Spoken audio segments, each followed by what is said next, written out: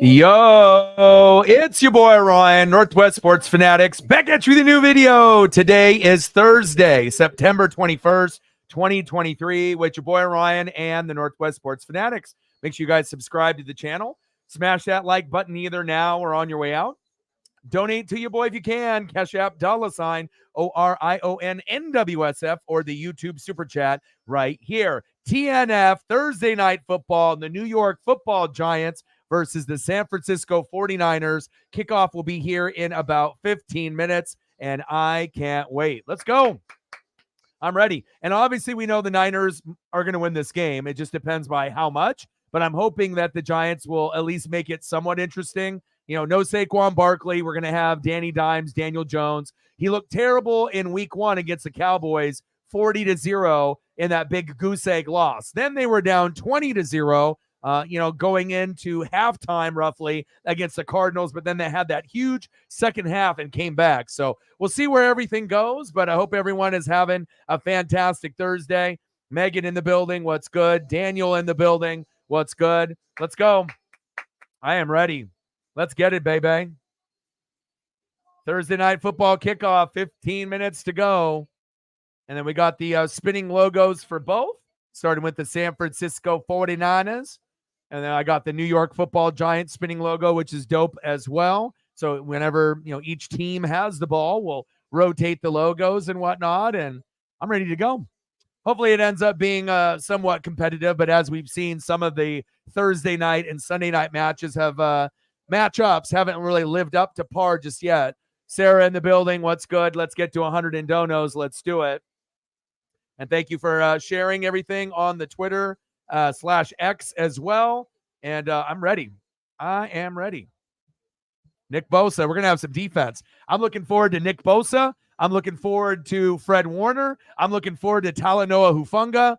I'm a defensive guy through and through, as you see me repping the Devin White. So I'm always going to be looking for that side of the ball. And then for the Giants, hopefully, Kayvon Thibodeau, go Ducks. Hopefully, Kayvon can actually show some effort. He hasn't really lived up to the draft pick, I feel, just yet. So he needs to make sure that he's pulling that full effort. We don't want to say, a couple years down the road that, damn, that was the wrong pick, or we shouldn't have picked Kayvon Thibodeau. Now, at college, he was really good off the edge, but it just seems like maybe some guys, once they get paid, and once they actually make it the big time, maybe they don't have that inner, drive, to be able to be successful and to be like one of the best ever. Some people get content of like, hey, I made it. I made the NFL. And they don't really work on their skills to maybe get better. Maybe they're not working out or eating or training the way that they should to be one of the best ever. But I'll tell you what, Kayvon Thibodeau has a little bit of work to do, right? But I still like him. No Saquon Barkley, so I'll be watching him. But as far as the Niners, hey, Nick Bosa, Talanoa Hufanga, right? Fred Warner. I love all three of those guys. I grew up watching the Niners. And obviously, I don't even know anyone on planet Earth that thinks that the Giants are going to be able to win this game. Now, if they had Saquon Barkley, right, then you would be like, okay, there's a very, very small chance. But if Saquon had, like, let's say 150 yards and 2 touchdowns, then they probably would be in the game, towards the end where they could probably kick a field goal and possibly win. But I don't know. I'm not sure if I see any scenario at this time that the Giants are winning this matchup. So could be a pretty big blowout. Chicken wings and fries. That sounds good. Let's go. Here's my boy, Kayvon Thibodeau. I see you. And I like that white Thibodeau jersey there. I mean, at first when he came in last year, he was probably like, damn, maybe I want to be on a different team. But then they overachieved. Danny Dimes played great. Saquon was healthy for the whole year. And then they made the playoffs. But this year is a kind of a harsh reality where, the New York Football Giants, they're not going to make it every year. The Cowboys and the Eagles, have a pretty good chance to make it. But even the Cowboys aren't going to necessarily make it every year. And the sleeper team this year is the Washington Football Team, the Washington Commanders, the Washington Redskins. If you got to see what Sam Howell is up to, it's not just him, it's Eric Bieniemy. So I would not be shocked if the Giants get last place in the division this year, and it'll come down to Eagles and Cowboys, for the top. But there could be 3 teams that make it out of the division, and Washington could be that third team, just like with Tampa Bay, right? Atlanta Falcons and the New Orleans Saints. There's 3 teams right there as well. And then we think that it'll be Packers and Lions in the North, and then Seattle and the Niners. But if there's only one team and it ends up being the Niners, then obviously we know that we might get 3 from the NFC East and 3 from the NFC South, but we'll have to kind of wait and see on how everything goes. Oh, no problem. It's all good. Thank you so much for all your support and, holding it down. I appreciate you very, very much. Bang, bang, bang. Boom, boom, boom. Bang, bang. $5 holla. 95 to go to hit the goal. And we updated the new numbers. And just like I thought, let me know what you want to see for photos. And I got you. So I at 986 subs now to 21,000. So once we hit 20,000, we've been kind of steamrolling a little bit. So we've already gained 14 just based off me hitting the number. And hopefully that'll continue when people see my post on Facebook, Instagram, Twitter /X, and YouTube that maybe didn't really watch us. But, oh, wow, ODog and the NWSF are at 20,000. Maybe I should subscribe now. And I know we've gotten a few subs that way, as well as the reaction videos and whatnot. So let me know what you want to do for photos, and I got you. I appreciate you very, very much. And it's crazy in fantasy, right? I got to play Shep, and we're literally 135.6, 135.4. You can't script it any better than 50-50, than 0.2 difference between me and Shep. And everyone else in the league is at 124 to 109, 117, 118, 127 to 122, 87 to 122. So we'll figure out if I can get Shep or if he's going to give me my first loss. But he's got Tua, Mixon, Aaron Jones, Tyreek, Debo, Zach Ertz, Nakua, Puka, and the KC defense and Koo. And then I got Mahomes, Stevenson, Warren, Jefferson, Amon-Ra, or Mike Evans, Mark Andrews, Keenan Allen, Cleveland D, or Jacksonville D, and the Niner kicker Moody. So I will rotate my lineup accordingly, but Ayuk is injured. So, yeah, you got to make sure that you're looking at fantasy out there. Mo Gumbo in the building. How are you? I was waiting for you to actually come in the room and having more people kind of come through. But, we've worked really, really hard on this channel to get to the 20,000 subscriber mark and to have amazing people that are going to be a part of this channel. And, the people that actually donate to someone's channel, you're literally doing the most precious thing that you can do to support someone. Liking a stream is one thing, right? Sharing it is another. Subscribing is a really big part. And then on top of that, after you've subscribed and shared and commented, right, it's donating to that person's dream. And that's my dream. And, you meet people along the way and, sometimes, you might butt heads. Sometimes you're not going to agree on everything. And sometimes you will, sometimes you won't, right? But then every once in a while, you meet someone really special, in your life, even if it's not face-to-face. Mo Gumbo is an incredible person. And I want to tell you a quick story about Mo Gumbo, and I'll probably repeat this story a few different times. So shout out to Mike and shout out to Mo Gumbo. Okay, so we already know I'm one of the biggest Oregon Duck fans on planet Earth, right? We already know this. I typically go to a game or two every year. I try to get seats within the first 20 rows if I can. I've sat as close as the front row, like you guys have seen in some of my photos and whatnot. And Mo Gumbo hits me with a message. And he says, hey, do you want to go to the Ducks game? And I'm thinking Mo Gumbo, lives like in the Midwest, South. He doesn't live in Oregon. So I'm thinking, I'm just going to, I want to go, but, I don't have the money. I'm probably just going to stream it. And I do have a few buddies that are going, right? And Mo Gumbo was gracious enough, to be able to hook us up with tickets to the Duck game. So instead of me live streaming it, we are actually going to the game. And not only that, it feels very, very good. But shout out to Mike, shout out to Mo Gumbo. But I actually get to go to the Ducks game this weekend. Excellent seats right behind the Duck bench, 30-yard line, sitting with the parents of the players. Amazing, man. And then also being able to get invited to a private tailgate with some of the parents of the players, alumni, crazy Duck fans. I couldn't ask for I mean, it's unbelievable. Like sometimes I think if you pay it forward with like karma,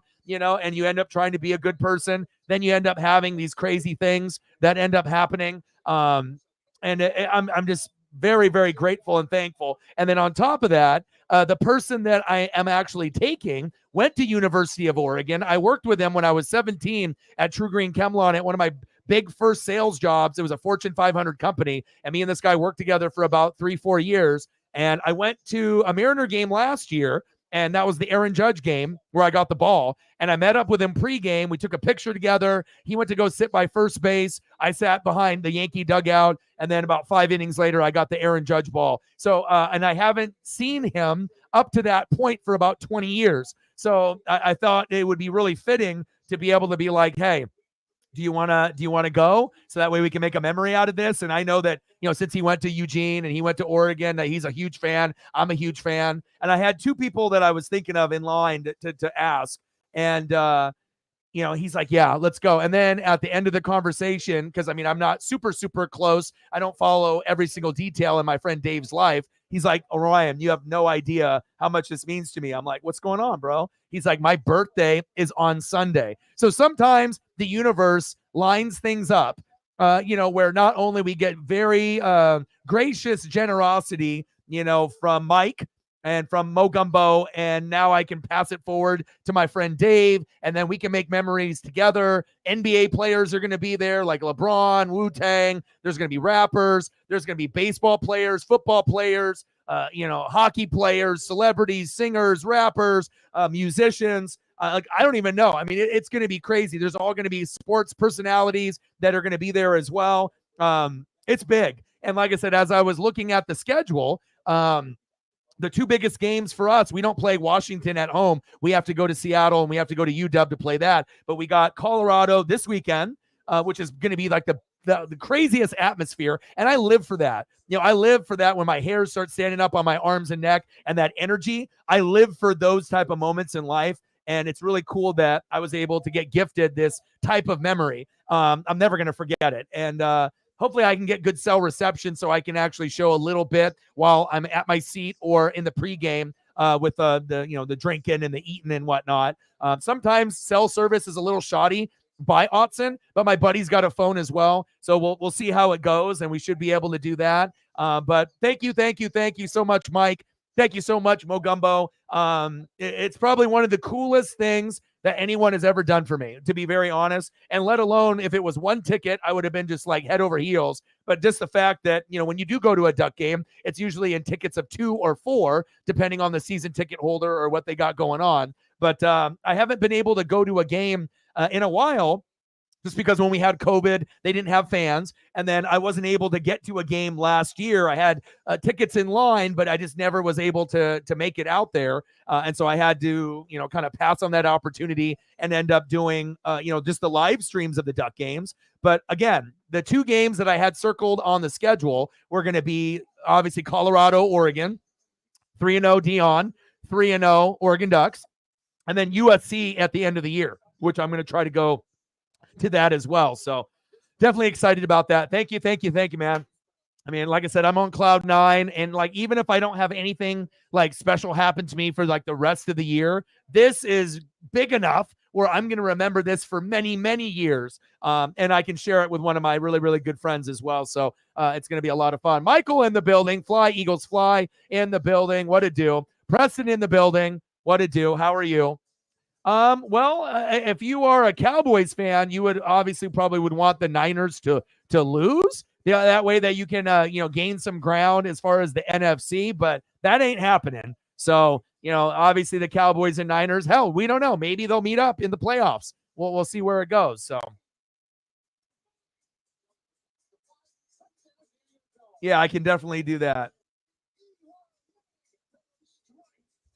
But that's the goal. So I don't know how I'm going to be able to swing the USC tickets at one point or another. If someone's going to be able to give me a hookup, or I get a discount, or if I get gifted. But those would be the 2 games that I didn't ever thought I would be able. It also too. It's like I'm having to pay back a lot of things too. And I made a big payment, today. So obviously a little bit broke and whatnot. But again, it's like anytime if you end up having like taxes or other things that you need to catch up on and pay, you got to make sure you do that. And yeah, I'm just hustling, I'm grinding, and it just feels so good to be able to get blessed like that. So thank you so much.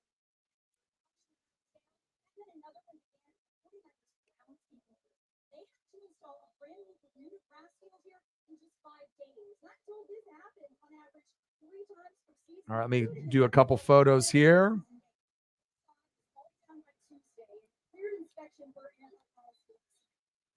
I appreciate you.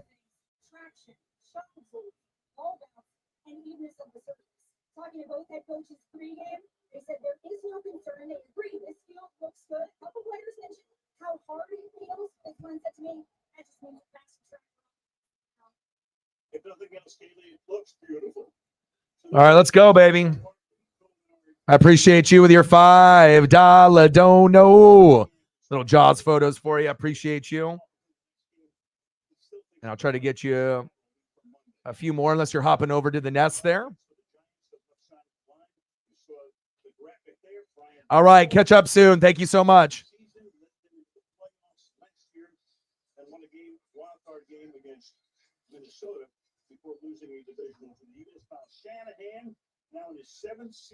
And then I thought the thumb turned out pretty damn good. This one took me an hour and a half to make, but all the hustle and bustle, I figured it turned out fantastic. I was trying to do Kayvon Thibodeaux originally, but a lot of the images weren't good enough. And I was going Nick Bosa, but I was having some issues with some of that. So I figured the next Niner stream I'll do Nick Bosa, but I did Christian McCaffrey and Danny Dimes.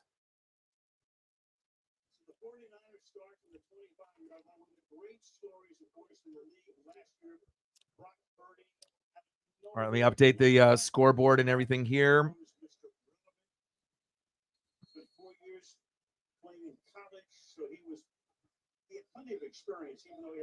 All right, here we go, baby. Giants, Niners, let's go.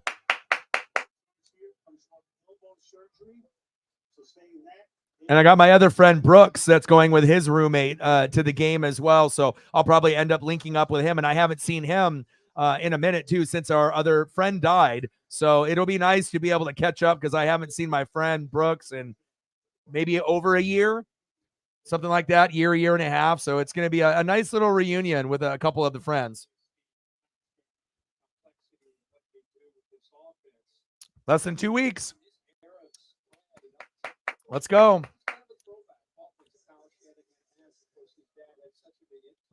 Second down and 5 from my boy Kyle Shanahan. Purdy's the man. But again, if the Vikings after this season, Kirk Cousins moves on, I wouldn't be surprised if they bring him in, for Cousins and Purdy to battle it out. Pass incomplete. I mean, obviously at this point, Purdy has earned the starting spot, from Iowa State being Mr. Irrelevant. But I mean, if Kirk Cousins can come in and they can get him over the hump, depending on if the Niners actually win the Super Bowl this year or not. But if they, don't get there or they lose in the NFC Championship game, and then they can have those two QBs, going at it. They don't need Sam Darnold unless they want him to be third string. But, if you ended up having Sam Darnold third string, right, Purdy second string or first string with Kirk Cousins, I think that would be good enough to actually win the Super Bowl. So shotgun set, Purdy. But I like what Purdy does. He kind of plays like a Kirk Cousins. So Deebo Samuel, first down, Niners, move the chains.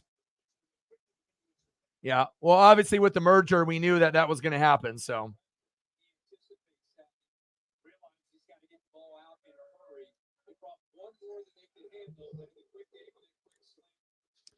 Niner home games are fun. Lots of passionate fans there. I'll have to try to go one day on the bucket list. Man in motion. Player jumps off sides. Who was that? Thibodeaux? Purdy steps up in the pocket. Floater. Almost picked. Good job by George Kittle to knock that down. Otherwise, that could have been a pick six. Yeah, but you already kind of knew that was probably going to happen, though. as far as the releases and a lot of the big names. And we talked about like guys like Dolph Ziggler that were underappreciated. So if you're not going to use him on TV, or he's just going to, have a very shit role, might as well go to AEW and be a superstar, because they'll treat you like that over in AEW. Big facts. 986 subs to 20,000. Let's go. Shotgun set. Purdy. Handoff. Go McCaffrey. There we go. First down. Niners. Move the chains. Bang, bang, Niner gang. I am so excited, Sarah. You have no idea. Like, as far as energy is concerned, nothing is going to be higher than this Colorado-Oregon game. Like I said, when we play USC, we'll see what the records are between the Ducks and USC, but that'll be the second highest energy. But just the fact that we're 3-0, Dion is 3-0, a lot of hype, Shedeur Sanders, Shiloh, primetime, it's on at 12:30, global broadcast. I know the USC one will be number 2, but as far as both of our teams being undefeated at this point, it's going to be so electric in there. Short game by McCaffrey. And I haven't been, in like a year. So it's been like a year, since I've been. So, year and a half, it's been too long, and I normally would do about 1 or 2 a season. Sometimes I would do 3 or 4 of like the 5 or 6 home games, but it just depended on my finances and what was going to, happen. But, obviously trying to grind on this dream and this channel. Yeah, I've heard it. I've heard all his collaborations with all the 49er songs. They're awesome. I love E40. You know that. It's 12 noon. You know what time it is? Time for a giant sack lunch. Guess who? Kayvon Thibodeaux. Yum, yum, yum, yum, yum, yum. Okay. Nice job, Kayvon. Go Ducks. Yeah, and I think Pinnock, the safety, Jason Pinnock does a nice job of taking away this throw downfield. He wants to get the ball thrown right here to Ronnie Bell, and he sinks in coverage. By the time he starts to come off of that, then you see the pressure being pushed up there by DJ Davidson, and then finally Thibodeaux cleans it up for that sack. That's the Giants' first. Nice sack lunch by Thibodeaux. 3rd down and 8. Shotgun set for Purdy. Nice pass. Yes, sir. First down, Niners. Move the chains. Yes, sir.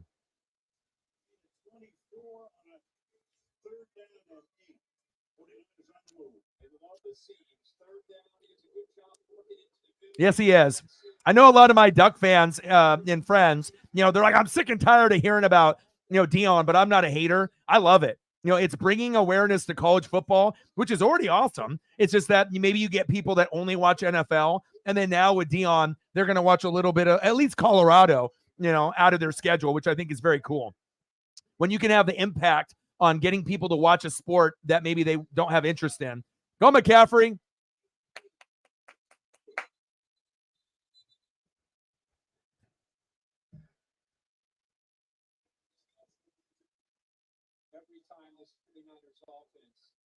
Every week they get ready to play. Kyle Shanahan, like a lot of people, this is with their scripts. A lot of formations, a lot of personnel movements, a lot of different looks, because he wants to see how you're going to respond, which will allow him to really start to. All right, baby. 2nd down and 2. Niners are knocking on the door. Handoff. Nice tackle. Kayvon Thibodeaux is going to have a monster day today. Like, for this game to be somewhat respectable by 10 points or less, I mean, he might have to have like 3 sack lunches, something like, he already has 1, but there's something big is going to happen. Iowa and Penn State. Yeah.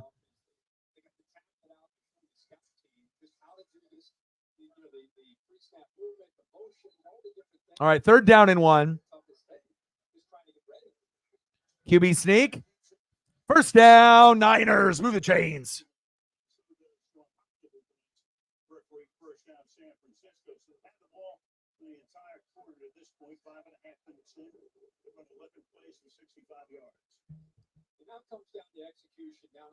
Do you think you can win in the matchup? What is your feeling? What's your gut telling you? That you're going to win or you're going to lose, but like barely? Like no bias, just like what's like your initial gut telling you? That you're going to be able to pull off the upset? You have a chance, or more than likely you're going to lose, but you hope you keep it close. Shotgun set, Purdy. Play action fake. Screen pass, Debo. Oh, incomplete. You guys probably will have a chance, right? If the defense plays like they normally do, and then you get offensive production, yeah, then anything's possible. So.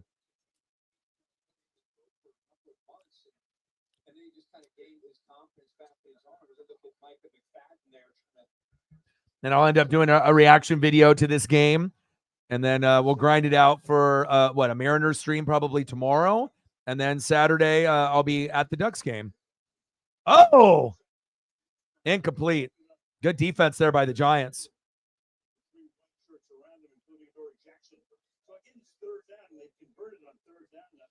Oh, you have no idea, and not only that, even if the tickets were, it doesn't matter where the seats are. It could be in like the top row 80. There's still good seats. The way that the Autzen is situated, you're like above the field. So it's like everything is awesome. Even if you're at like row 80, row 90, row 100, there's no bad seat in that place. But to be in like the family section, in section 9, like 30-yard line. Oh, Purdy.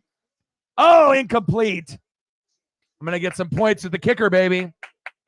Let's go. Moody with some fantasy points for me. But when you have good seats, like 20 rows and closer, and you're going to be like right there, be able to see all the action. And I actually saw what they look like through Ticketmaster. They're incredible. I mean, the energy in that building is just going to be so amazing. Yeah, I totally understand, Mo Gumbo, especially when the restructuring of the divisions happened in like 2002. It's like when the Seahawks used to be in the AFC and then now in the NFC. Moody, kick is up, fantasy points for O-Dog, and it's good. Yeah, and plus, a lot of times it's like you're either a Niner or a Cowboy. It's like, normally, but me living here in Oregon, like I said, I didn't really have a connection to the Seahawks. I didn't have a connection to the Raiders besides me liking Bo Jackson. Didn't have a connection with the Chargers. So it was pretty much like Joe Montana, Jerry Rice, John Taylor, Brent Jones, just kind of like the Roger Craig, like those type of guys. But, and then obviously on the defense later, they had like, Merton Hanks and Dion. And then after that, like Navarro Bowman and Patrick Willis. But for me, it was like growing up in the 80s and 90s. I mean, the Niners were the team of the 80s. And, I grew up in the 80s, right? But I didn't want to claim them and be a bandwagon. And I'm a defensive guy. And the only guys that they had really that I really liked back in that time period in the early 90s was Dion in 94. So, and then he went to the Cowboys in 95. So at that point, now if Niners would have kept him, for one more year in 94 and 95, maybe there would have been a chance that I would have been a Niner fan today. But I felt that I connected more with Warren Sapp, Derek Brooks, John Lynch, Rondé Barber, Mike Allstott, that intensity of those guys. And, that's why I'm a Buck fan. I had to wait one more year. But if I wasn't a Buccaneer fan, I would have been a Niner fan. But something told me, my ESP when I was like 12 years old, that was saying, Orion, these guys are never going to win another one for a long, long time. So you can hop on to the greatness and, hop onto these 4 championships, Lombardi's from Joe Montana and 1 from Steve Young and Dion. But remember, if this is your team, you got to stick with them forever and you can't hop off, and I wouldn't have minded waiting, 20, 30, 40 years. I mean, they haven't won since 94, even though they're some experts are predicting that they are the best team in football and they may win it this year. But normally, when they don't have a top 10 quarterback, you can get to the NFC Championship game or the Super Bowl, but you don't win against that AFC team that typically has like Mahomes, right? But I think Purdy's better than Garoppolo. So if they get there, they do have a shot, to be able to win it all. And if not, then maybe they'll bring in Kirk Cousins next year and maybe he'll be the one that gets them over the top. So, yeah, I beat him twice, though, in the regular season. And then he beat me by 0.5 in the playoffs. So it's like the worst way to lose. Lombard Street, San Francisco, 44 miles to the north. The stadium that far from downtown San Francisco, just north of downtown San Jose. Levi Stadium hosted the Super Bowl. Oh, yeah. Ohio State, Notre Dame is going to be great. Carolina. Moody. Yeah. Montana and Young. Rice, yeah. I mean, like I said, I have so many memories of watching Monday Night Football as my dad was reading the newspaper, and watching like Boomer Esiason and Joe Montana and just, that old school era. I have a lot of memories, really good ones too. I mean, some of the best players that we've ever seen. And even those role players, like Boomer Esiason were like very underrated. Like if Boomer was playing today, you would be like, oh, this guy's better than Tua. It's like, even though Tua has been balling out, but like some of the lefties that we had back then, I was like, wow, the game was definitely different back then, but to have like, Dan Marino and John Elway and Montana, Jim Kelly. So sometimes those lefties like Boomer Esiason kind of got overshadowed. But if they were playing today, Boomer Esiason, he would be a top 10 quarterback, no doubt. Shit, he was a top 10 quarterback most of the time when he was playing. I mean, they did go to 2 Super Bowls and lose. So, and if it wasn't for the Niners, maybe the Bengals would be the San Francisco 49ers. Because they were the team that was there with Chris Collinsworth and Boomer. And if they were able to get past the Niners, maybe we're talking more about the Cincinnati Bengals today as being the new San Francisco 49ers of present day. So what are your earliest memories growing up, back then? Because obviously you're living like in the Midwest or the South out there, right, Mo Gumbo? So it's just been like Saint football from the very, very start. Little halfback toss. Breida. 7-yard gain from Breida. $5 in donos. Let's get to a hundo.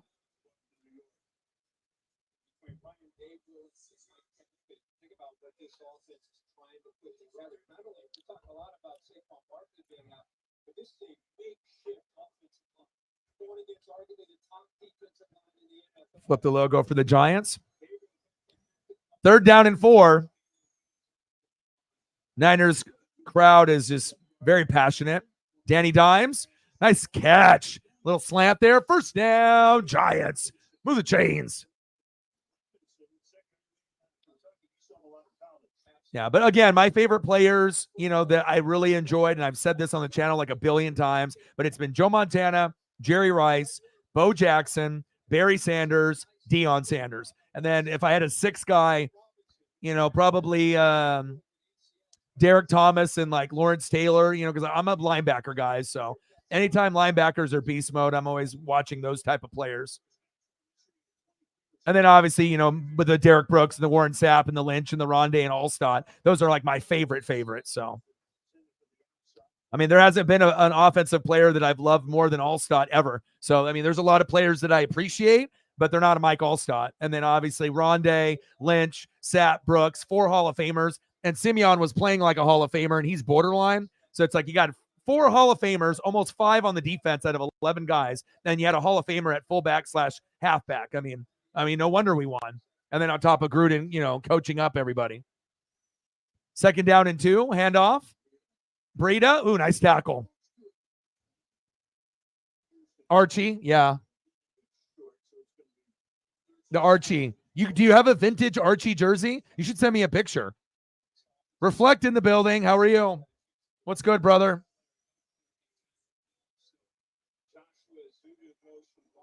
And what color do you got? Do you got Mo Gumbo? You got the white one, or do you have the colored version? The black or the white, or 1st down marker? It's close.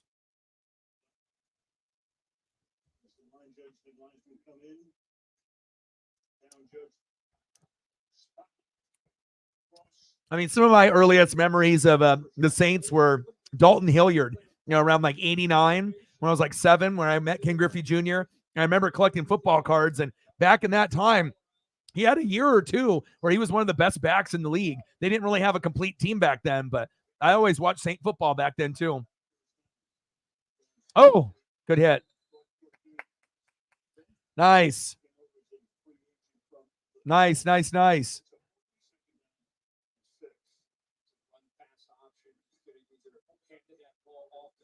Obviously, the Mariners have the day off today.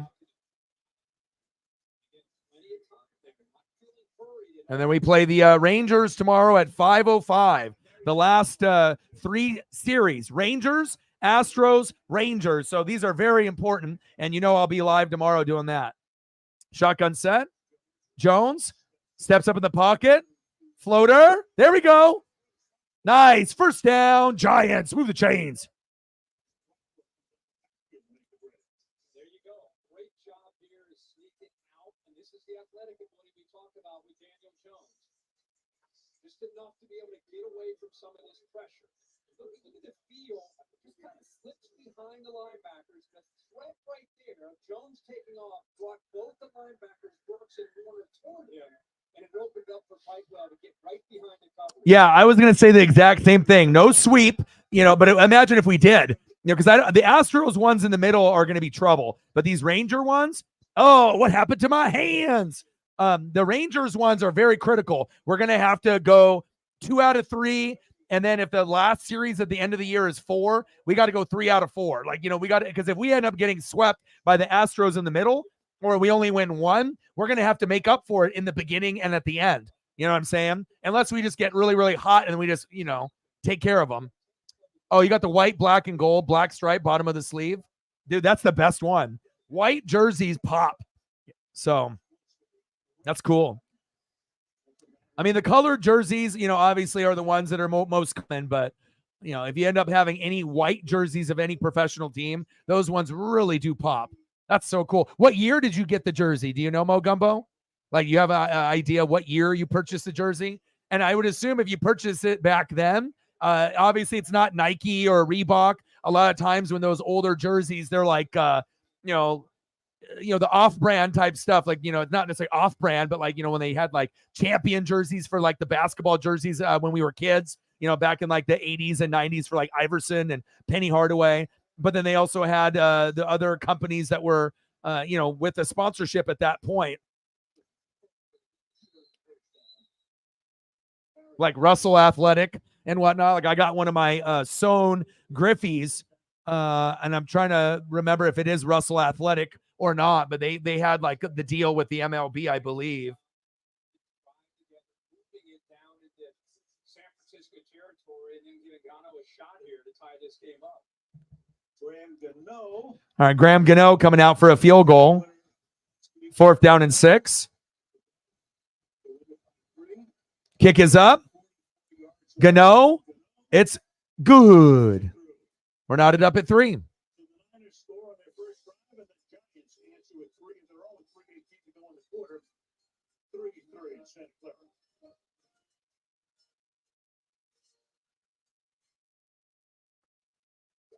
Instantly, that team, he's spoiling me now with his big payout. Retired NFL smart guy Ryan Fitzpatrick. Break it down for us. Just place your bet, and the bonus bets instantly appear in your account, like magic. Like it's magic.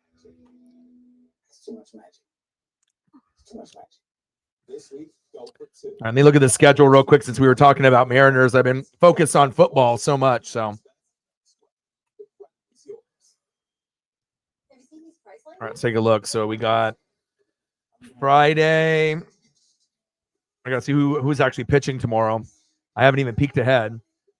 Bryce Miller versus Dunning, 8-5 versus 10-6. Oh my God, that's gonna be hard. All right, and Saturday.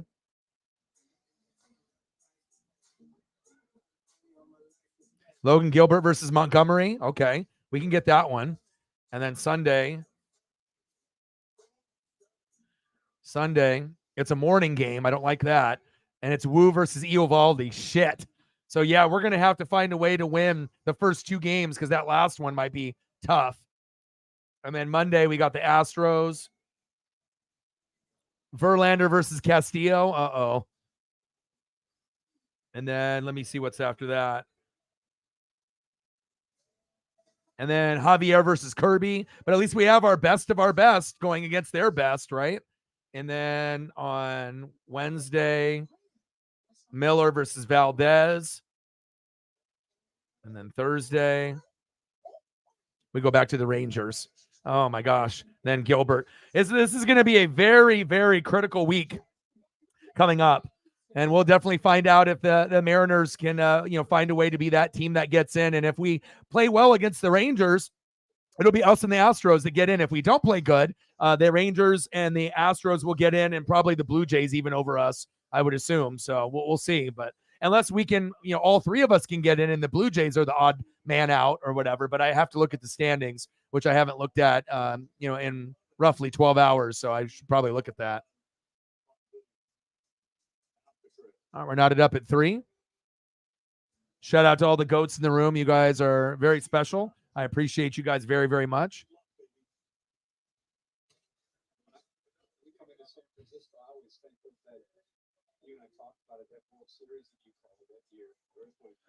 Kayvon Thibodeau with a sack lunch already.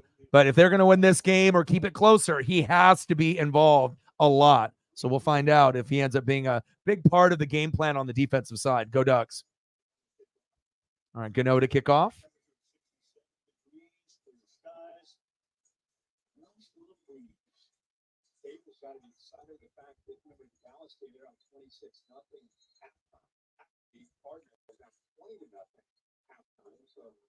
Here they are, early, much better position than they've been these first 2 games.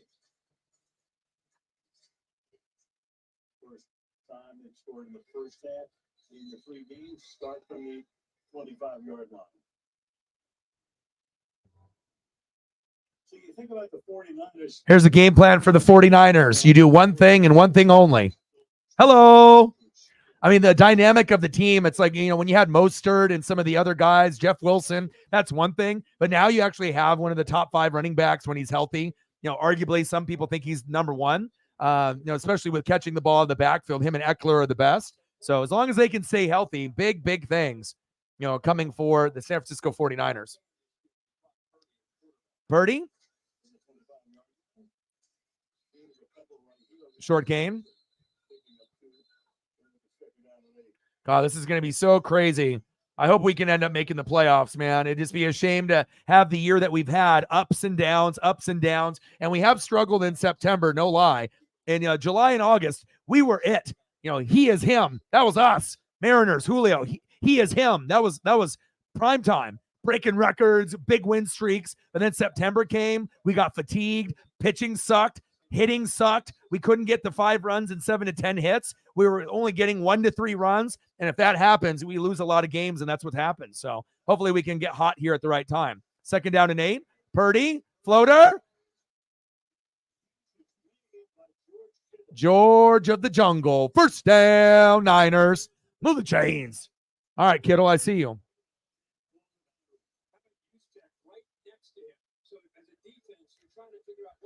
I mean, even Juszczyk is a good player. I'm telling you, Kyle Shanahan and Sean McVay are the brightest minds in play calling in the National Football League.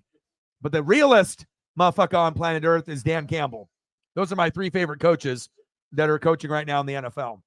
I got a lot of respect for Mike Tomlin. So at any point, if the Steelers fire him, I hope he goes to Tampa Bay. I'm not trying to just talk that into existence, but I do like Tomlin a lot. He was a part of our coaching staff a long time ago, and I don't know if that's ever going to happen because the Steelers never fire anybody. It's like what? Chuck Noll, fucking Bill Cowher, and then Mike Tomlin. It's like they've had 3 coaches in the last 50 years. But I'll tell you what, if I could have my choice, because I'm not going to get McVay or, Kyle Shanahan's not going to be available. But if the Mike Tomlin still has that passion and they do decide to let him go, if that ever happens, I would hope that he would consider the Buccaneers, and I imagine he would. So Storms are rolling in. Oh, that'll benefit pitching then. Yeah, absolutely. 3rd down and 8. Shotgun set. Purdy, blitz off the edge. Check down. Good tackle. The Giants are bringing their A game today. No one pictured 3-3 in the first quarter.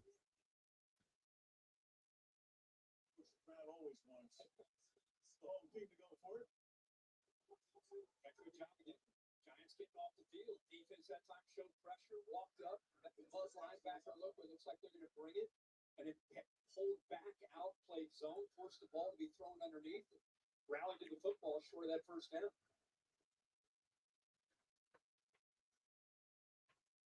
4th down and 1. I wonder if the Niners would go for a fake right here. I mean, you don't need to, at this point, but is this a time? This is like where Dan Campbell would do it, where Chip Kelly would do it. Niners with the punt. No fake there. I mean, it is the Giants, Oh, good hit.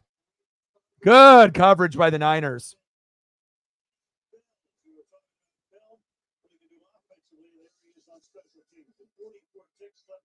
In the first quarter, Giants 3, 49ers 3.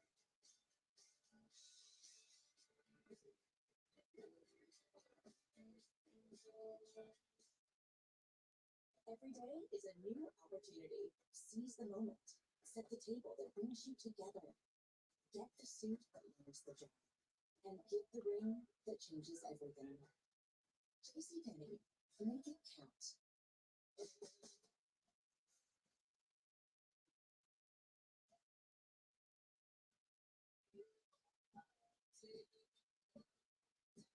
It's song for you bonus one was just $12.99. Who chooses life over friends, over family, who never quit. See, like the better nights. Expendable set that will fit it up. At ColdwellBanker.com, you can get an instant estimate on your home, evaluate cost of living city by city, and learn more about our revolutionary seller's assurance program. So come explore the ultimate real estate website at ColdwellBanker.com. To build the NFL schedule by hand, it used to take months. Now, AWS runs 1 trillion combinations to find the perfect season in a fraction of time. The NFL analyzes millions of simulations with AI to help predict and prevent injury. Machine learning to take fans deep inside the most incredible plays.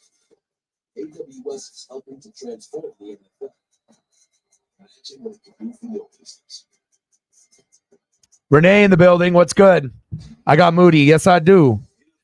Sleeper. I got to find those sleepers early and often, and I need to find those guys that are going to hit 10 to 14 points roughly often, you know what I mean? And if you can find those, and Myers was the guy for Seattle last year, and that worked out. I drafted Harrison Butker. He got hurt week 1. Then I ended up having Koo for the Falcons, who's solid. Shep has Koo now, Falcon fan. And then I ended up getting Jason Myers, and I said, you know what? I like this Myers guy. I think he's going to pan out. He did. And same thing I kind of felt with Moody, because there's no more Robbie Gould, and it worked out. So, yes, sir.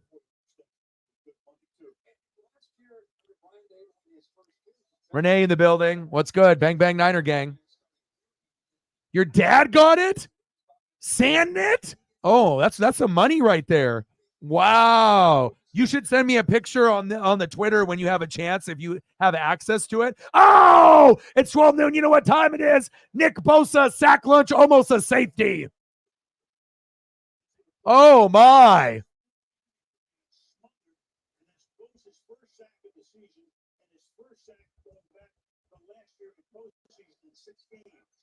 Ellinger's got to get down and anticipate that right there. I mean, the one that Bosa doesn't even think and respect the fake at all, but it's locked in on setting that edge and getting after the quarterback. Uh-oh. Bosa bomb. Watch out. You already know what it is. Flexing on him. Just crazy when you have like these brothers and whatnot. It's like Derek Watt, TJ Watt, JJ Watt, right? And then you got Nick Bosa and Joey Bosa. Like TJ and JJ are just insane, right? And then Nick Bosa and Joey Bosa are great too. They get hurt a little bit more often, but it seems like JJ Watt got hurt kind of towards the end of the career, and TJ kind of gets nicked up as well. But hell, if you play so aggressively like those players do, you're going to have injuries. But I've always liked Nick Bosa, Joey Bosa, Chase Young. Like Ohio State really does develop those good pass rushers. And there's not very many that are going to be better than those three. All right, Bosa. My goodness.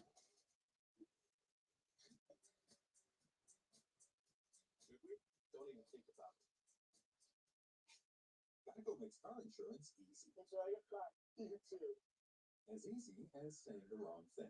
Me too. What?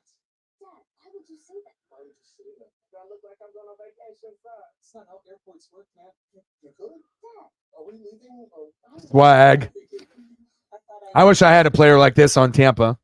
I mean, Simeon Rice was nice, when we had him in, our run there in the early 2000s, because, he was getting about 15 and a half sacks for about 3 years in a row. And if we didn't have Simeon Rice and Michael Pittman, from the Cardinals in that trade, there is no Super Bowl for Tampa, period. Those guys were so instrumental. This is the coolest thing ever. It's from your dad, and it's from 1960. Do you know how many jerseys that are available on the market back from like the late 60s, early 70s? Like none. Like they are so difficult to find. And even if it's a little beat up and worn out, who cares? That's a vintage gem right there. That is so cool. Yeah, I was going to pick him up. Obviously, scoring opportunities, you can either go about kickers two different ways in fantasy. You either get the guy that's a really accurate kicker and the offense just sputters, like Carlson on the Raiders the last 2 years when they had Carr, right? They were able to get close, but then they would have to kick field goals, and then he cashed in, getting 10 to 15 points every week. Offense really wasn't that good, but they got close enough for him to get field goals. Or you do the opposite. The team is fucking badass. They're going to score points left and right. You're not going to stop them. And then the field goal kicker ends up being an extra point guy, but he'll also cash in on 2 or 3 field goals on top of the 4 or 5 touchdowns that offense gets every fucking game. And then that's kind of what you're getting with like the Niners or like the Cowboys and some of these other kickers as well. So it's in your house under glass. Oh, how cool is that? That is awesome. Let's go. All right. Sarah with $1. Bang, bang, bang. Boom, boom, boom. Bang, bang. Let me know what you want to see for photos. I appreciate you. Bang, bang. Thank you so much. A guy in the building. What's good? Raiders. Little check down. Say, let's go Yankees. Oh, it's no problem. $2 holla from Reflect. Bang, bang, bang. Boom, boom, boom. Bang, bang. $2 holla. Yeah, I would say if you have a jersey from 1968, you should probably put that framed, unless it was like perfectly kept, then you wear it only on Sundays or something. But I imagine a jersey from 1968 is a little tattered and whatnot. So like the oldest jersey I have, I got a sewn Derek Brooks that's probably from like the 99, 2000, 2001, 2002, a couple years before the Super Bowl. So that one for now is 23 years old, roughly. So, and some of the, some of the graphics on it are getting a little weathered and whatnot, but I've kept it in really good condition. But that's probably one of my oldest ones. And I got a sewn Joey Harrington from 2001. I got one of those. And then obviously I have Griffey's and, the oldest Griffey one that I have is I have a Griffey sewn. I think it's Russell Athletic before they ended up having the other, sponsorship. And that one is the vested with no sleeves. And it comes with the Mariners turtleneck. And then that one's from like 95 to 97. I think that's my oldest jersey that I have.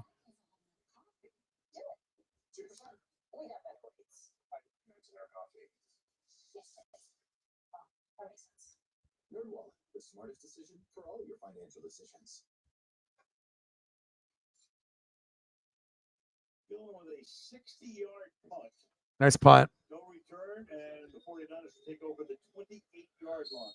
All right, I need all the field goals today. Give me all the field goals. Ball in. Let's go, baby. 3-3, Niners, Giants. Let's go.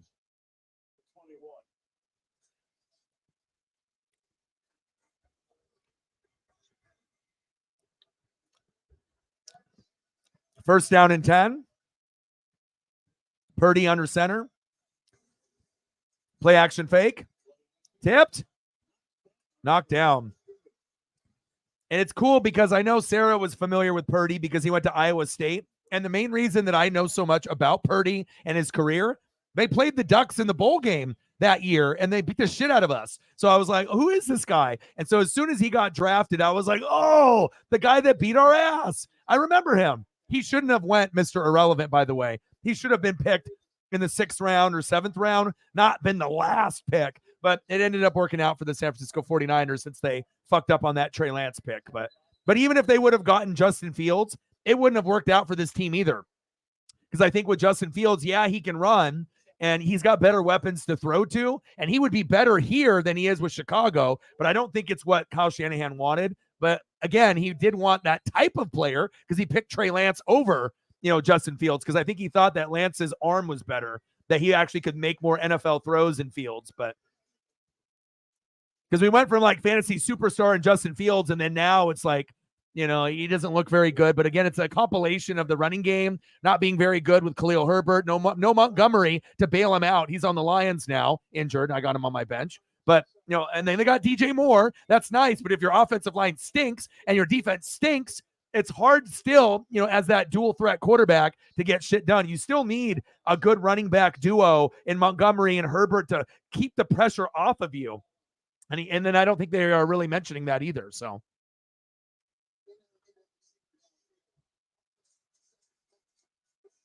Ineligible.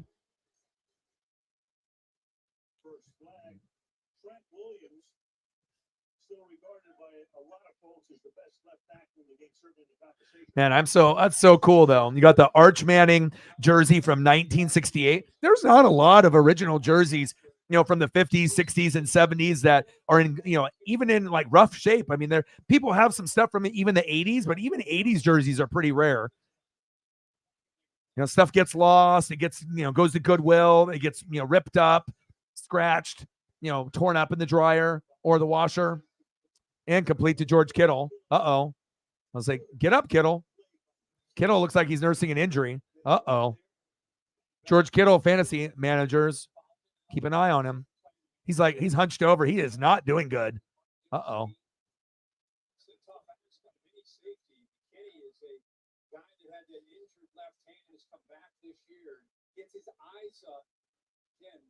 Good tackle by McKinney right there. Kittle normally gets that 8 times out of 10 for sure.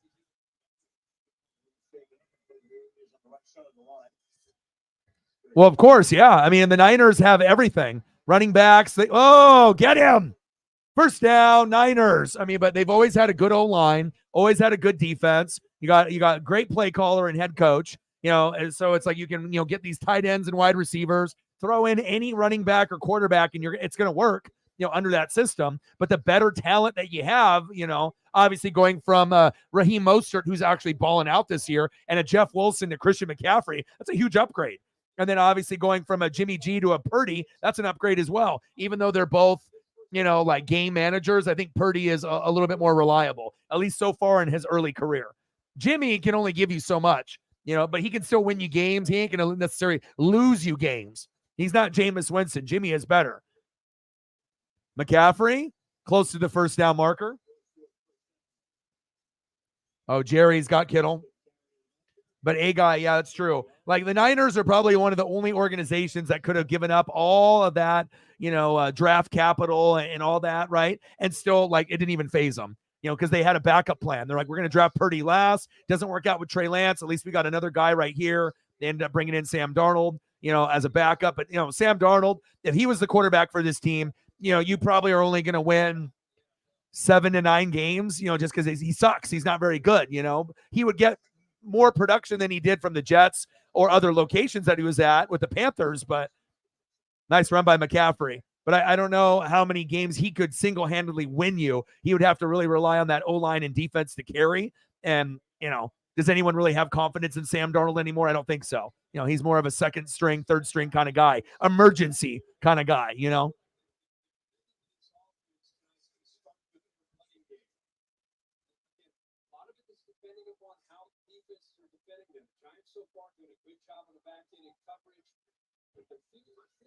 Running lanes are starting to open up for McCaffrey.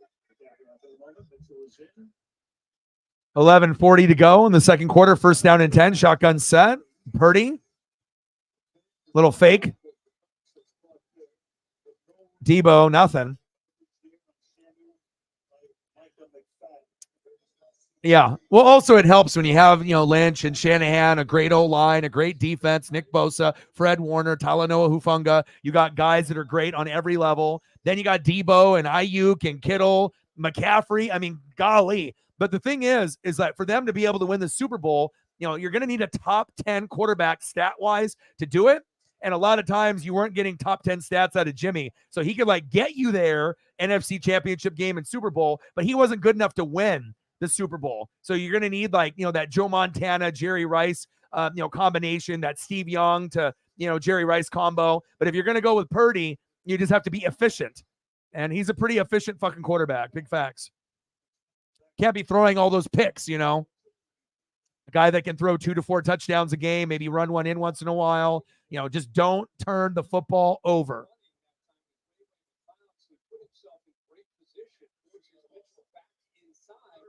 Instead of needing the rest of that defense to get to the football, he's actually able to bring it down. A couple nice plays here by Michael McFadden. Third down, 13. 3rd down and 13. Shotgun set. Purdy, check down to McCaffrey. Go, go, go, go. Yes, 1st down, Niners. Move the chains. He is so good on the screen pass, like literally unguardable. Him and Eckler are just so fun to watch.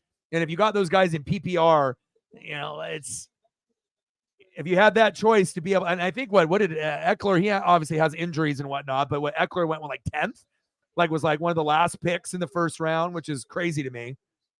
But if I was, you know, I would have considered getting McCaffrey, you know, number 1 overall, but I wanted to change my strategy from going running back heavy to wide receiver heavy and see how it works. And the same strategy has worked for me like it did last year. Halfback toss to McCaffrey. Because last year I ended up having the running back number 3, 4, and 5 overall with Nick Chubb, Saquon Barkley, and Josh Jacobs. This year I got the 3, 4, and 5 wide receivers. I got Jay Jetta, Amon-Ra St. Brown, or no, Jay Jetta, Keenan Allen, and Mike Evans, 3, 4, 5. And then Amon-Ra, you know, he went out with a little injury and whatnot. He's like 15, but normally he'll be a top 10 as well. You just got to be able to find those guys that can stay healthy, which is very difficult in the NFL for sure. Jimmy on IR if the wind blows a certain way. Absolutely. You know it. Halfback toss. Oh, that's a face mask. Yeah. But for the Niners, like I feel you got to have someone that's like a top 10, top 12 quarterback. So if Purdy can have top 10, top 12 stats, yeah. But you're going to be going against probably like a Patrick Mahomes at some point, if you know, unless it's someone else. You know, so I guess if the Niners go against anybody but the Chiefs, you know, they have a higher chance of winning it all. But I'm telling you, like if I don't know if Purdy will stay healthy and whatnot, but if they can bring in Cousins and have Cousins and Purdy, that might be enough for them to win the Super Bowl.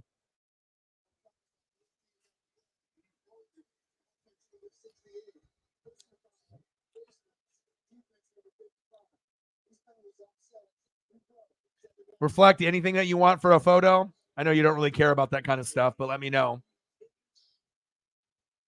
Tackle, and they offset, brings the ball back to the 10-yard line. We'll do 2nd and 6 all over again. He's trying to get up to the 2nd level, and McFadden is working his tail off tonight, trying to get in position. McCaffrey at 9, Purdy at 4.58, Debo at 7, and I got 3 so far out of Moody.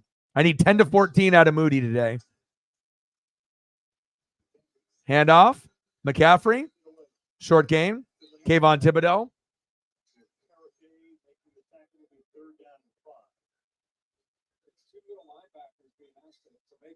All right, Thibodeau, you're going to have to be very active. I mean, the game is a lot lower scoring than anyone ever anticipated. They thought that this would be 20-3 by now. Both those guys playing with an aggressive mindset tonight. There you go. Niners already had 7 third downs and converted 5 of them. This is the 8th. Yeah, injury bug is hurting almost every team in fantasy.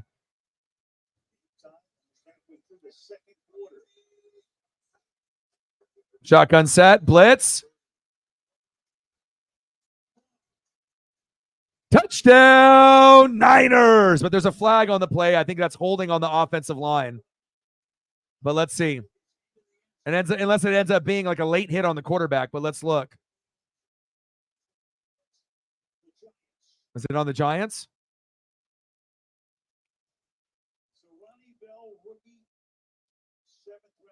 Shep is like, that should have been Debo. And I'm really thankful it wasn't.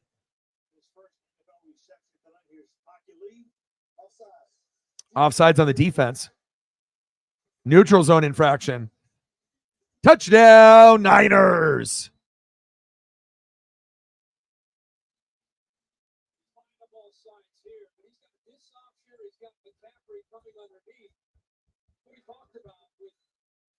Now, still have a great receiver in the rookie, Ronnie Bell. Played really 4 years in Michigan. Has a lot of experience. All right, Ronnie Bell. Good job adjusting his rookie. Did both those feet down as quickly as he could. All right, give me some points, baby. Moody, Michigan. Bang. 4 points for O-Dog. Let's go. Yes, sir. Yes, sir.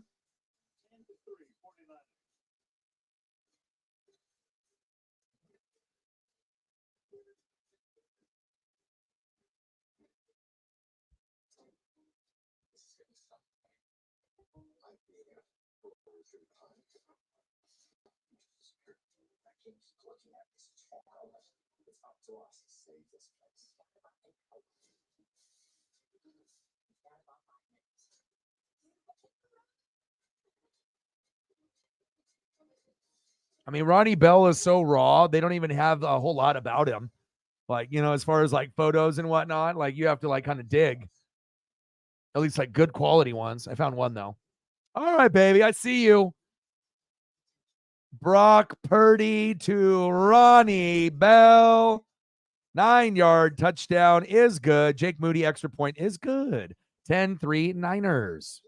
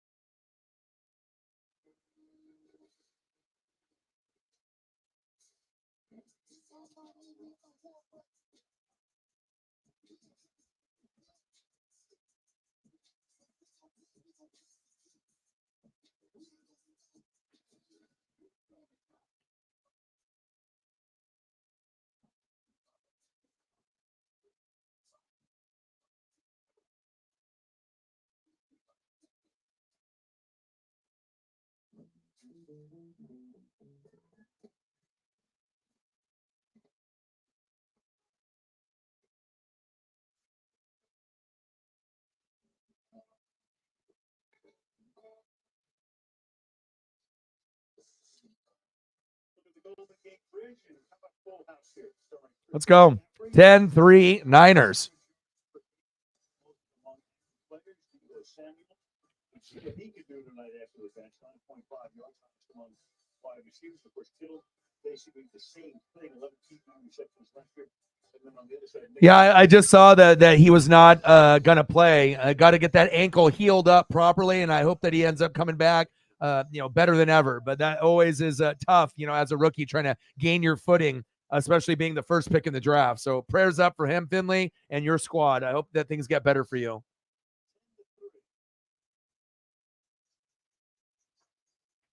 $8.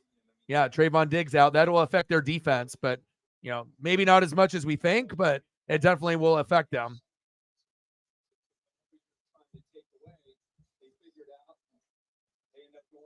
All right, here we go. Niners with the kickoff.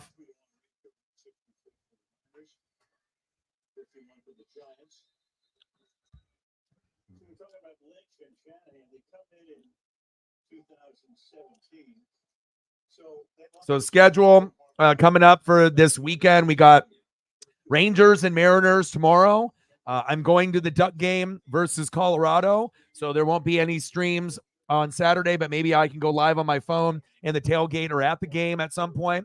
And then on Sunday, we'll end up doing reaction videos, and then I'll decide if I end up doing Sunday Night Football or not.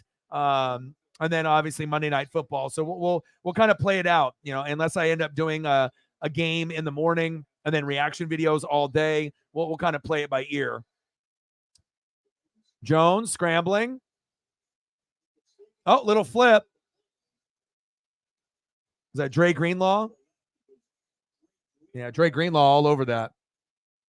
But very, very excited to be able to go to the game, and obviously got gifted by Mike and Mo Gumbo. So very, very excited. And also I get to take one of my friends that actually went to the University of Oregon, and I hadn't seen him for 20 years. Saw him at the Mariner game against the Yankees. And then about 5 innings later, I got the Aaron Judge ball. So, and when I told him what was going on this weekend, he said, man, you have no idea what this means to me. I'm like, what's going on? He's like, my birthday is on Sunday. So everything, in the universe is lining up. And sometimes, you get blessed, and it's just about putting that good karma out there. We hit 20,000 subscribers. Mo Gumbo is the truth. Mike is the truth. And then I get to take me and my boy Dave, and we're going to make some memories. And, there'll be rappers, singers, NBA players, NFL players. There's going to be all kinds of people there. Eugene is just going to be the most lit place this weekend. And then obviously they play USC, I think, in November. And I'm going to try to make my way down there if I can. Daniel Jones, play action fake. Nice catch. Good tackle by Fred Warner. Elliott in the building. What's good?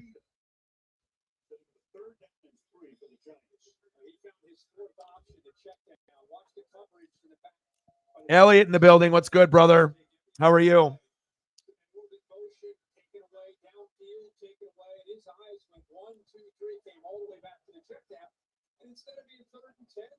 Yeah, but the best part about the Duck game, too, there's an invite to be able to go to a tailgate that's going to have like some of the players, fathers and mothers there, and relatives, alumni, crazy-ass Duck fans. Oh, it's 12 noon. You know what time it is? Time for a sack lunch. Yum, yum, yum, yum, yum, yum, yum. Nice sack lunch by the Niners. So that'll be fun. Hopefully I'll be able to find that particular location of where, that tailgate is at, because nobody tailgates better than at the University of Oregon. I've been to Ducks games, Beaver games, Seahawks, Blazers, everything pretty much besides the Kraken. And as far as like a tailgating experience, nothing is going to be better than going to Eugene. So my home away from home besides Seattle for the Mariners. And then eventually the Kraken when I end up going to a game in a year or two. I will try to go to a Kraken game maybe this year. This upcoming season or next season after that. Fair caught by the Niners.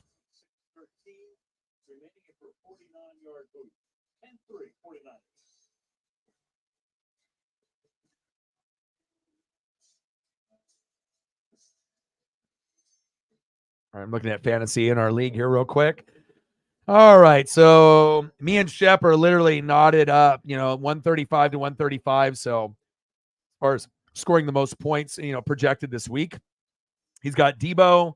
I got Moody. Then we got Sarah and Chosen Ones. Chosen Ones has Breida. She doesn't have anybody. Then we got Seahawks Talk and Reflect. Nobody playing on that. Chief with a 9er with McCaffrey and a 0 with Waller. That's not good. And then he's going against Jerry, Team Walker with Purdy with 9 and Kittle with 2.5, 9 to 11.44, both projected for about 122, 123 points. And then we got Aussie 12 with 11 so far with that 9er D, but needs to make some moves in that lineup because you're only projected for 88. You need to get over 100, and you're going against Foking Money, who's projected for 122. So you got to make some moves, make some adjustments on the lineup as well as maybe the wire. But we'll see how it goes. I feel confident about this lineup, but going into week number 4 and 5, I got a lot of red matchups next week against Sarah, like my whole squad. And then on week 5 is like the week that I have everyone on a fucking bye. So that's going to be a real tough one to be able to overcome, but I'm going to try my best to be able to, pull out a victory. But it's really tough when you end up having like 4 or 5 pieces out of 9 that you typically use that or have like a bye all in the same week, unless you have a really deep bench. But even with that being said, sometimes you still got to let a valuable piece go to fill another spot. So we'll see. Yeah, tailgating in Eugene is awesome. I mean, the beer pong, the food, the burgers, the dogs. I'm going to wear the Herbert. I'm going to wear the green gloves. Like I said, I got a couple different things that I can wear, but I'm probably going to go with the and I don't really like wearing pants, but I do have the Ducks, like in the photo, I have like the actual football player Duck warm-ups. So I got those that I can wear, the green apple matching the Herbert jersey, and then I'll wear a couple chains. I'll probably hook my buddy up with one so that way he can have one to wear as well. And I'll probably let him wear the gloves for like a quarter, so that way he can have that feeling. So I probably won't bring both of the gloves that I own, probably just bring one pair and then leave the gray pair here at the house. So the winged gloves, But I'll be chained up and I'll be ducked out, and it's going to be a lot of fun. And there's a good chance that alcohol, beer will be consumed. Not a lot, but maybe a little. All right, here we go. First down and 10. Purdy, play action fake, blitz off the edge, screen, and complete to Debo.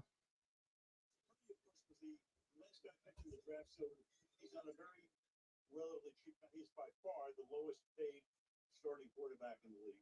He's making a little less than $900,000 this year. We asked him yesterday, I said, "Are you living in an Airbnb here?" It's got a roommate. And by the way, you're making $900,000. Setting up a GoFundMe page. Yeah, McCaffrey is really fucking good. You know, him and Eckler are the best all-around backs as far as receiving and running. But again, both of them get injured a lot too. But when they're healthy, they are amazing. We're talking like 30, 40 fantasy points, 50 fantasy points if they are just like amazing. But even when they have like an off game, it seems like even McCaffrey and Eckler put up 15 to 22. And when they have an off game, and that's better than 90% of the league when they have a good game. So like they're a threat, just like every other receiver that's on the team. You know, Mike Williams, Keenan Allen, it don't matter. Like Eckler can catch the ball just as good as them. And we already know that McCaffrey can catch just as good as Debo, Ayuk, or Kittle, if not better. So you got your like insurance guy, you know, which normally would be your check down guy, your tight end. But in this case, it would be Christian McCaffrey. Look at McCaffrey. Get off me, little boy. Wow, look at that stiff arm. Get your weight up.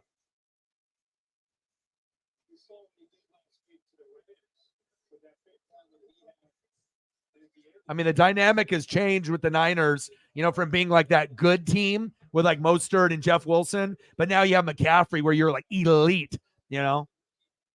There's just certain organizations that are going to be pretty good for the next couple years. Eagles and Niners, you know, and obviously the Chiefs on the AFC side. Like you can almost bank on all three of those teams. Even when they have an off season, they should still hit like 10 wins. The talent is too good. Unless you have like Jalen Hurts with like an injury, or, you know, Purdy goes out and Debo or Kittle for the year, or Nick Bosa. Uh-oh.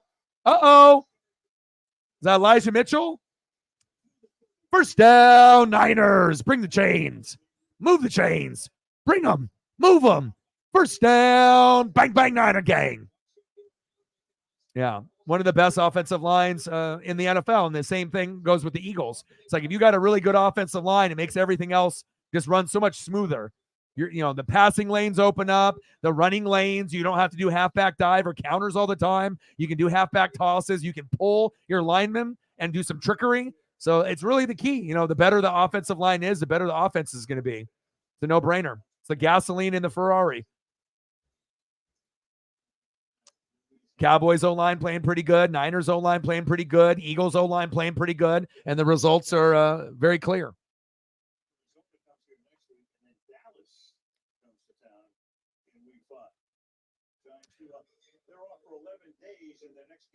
Yeah, well, Niners is good enough if that's you know, if that's your favorite team. You know, you can always do high school ball and NFL ball. I'm more college football and NFL. You know, and then obviously I follow a lot of wrestling as well. But you know, just depends on what season it is. But when it's NFL and college football, nothing else is on that level. It takes over everything. Fantasy football too. Tipped. Oh, Bell, move the chains. Wow. First down, Niners. A tip pass from Purdy to Bell. First down, San Francisco. Wow.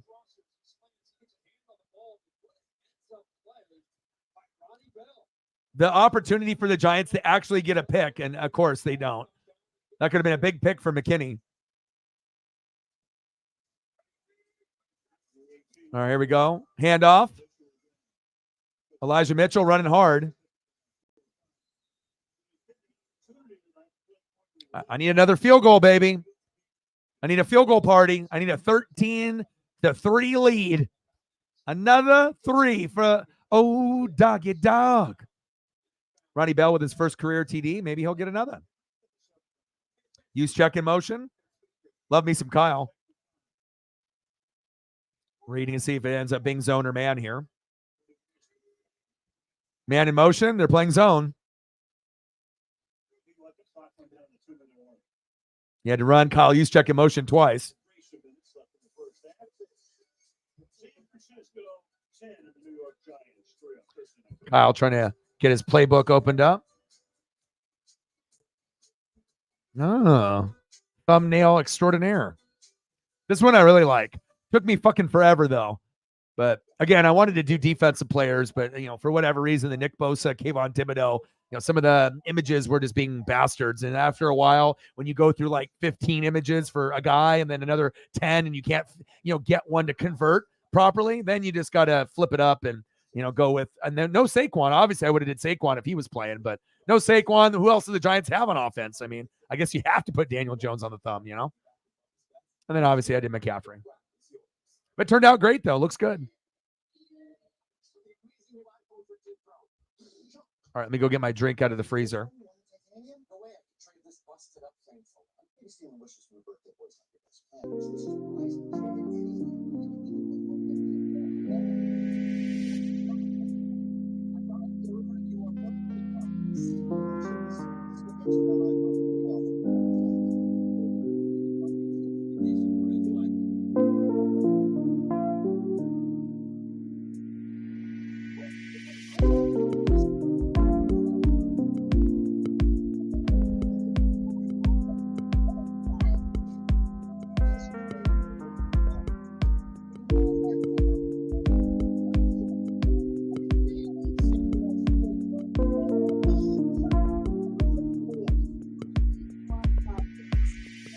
All right, I'm back.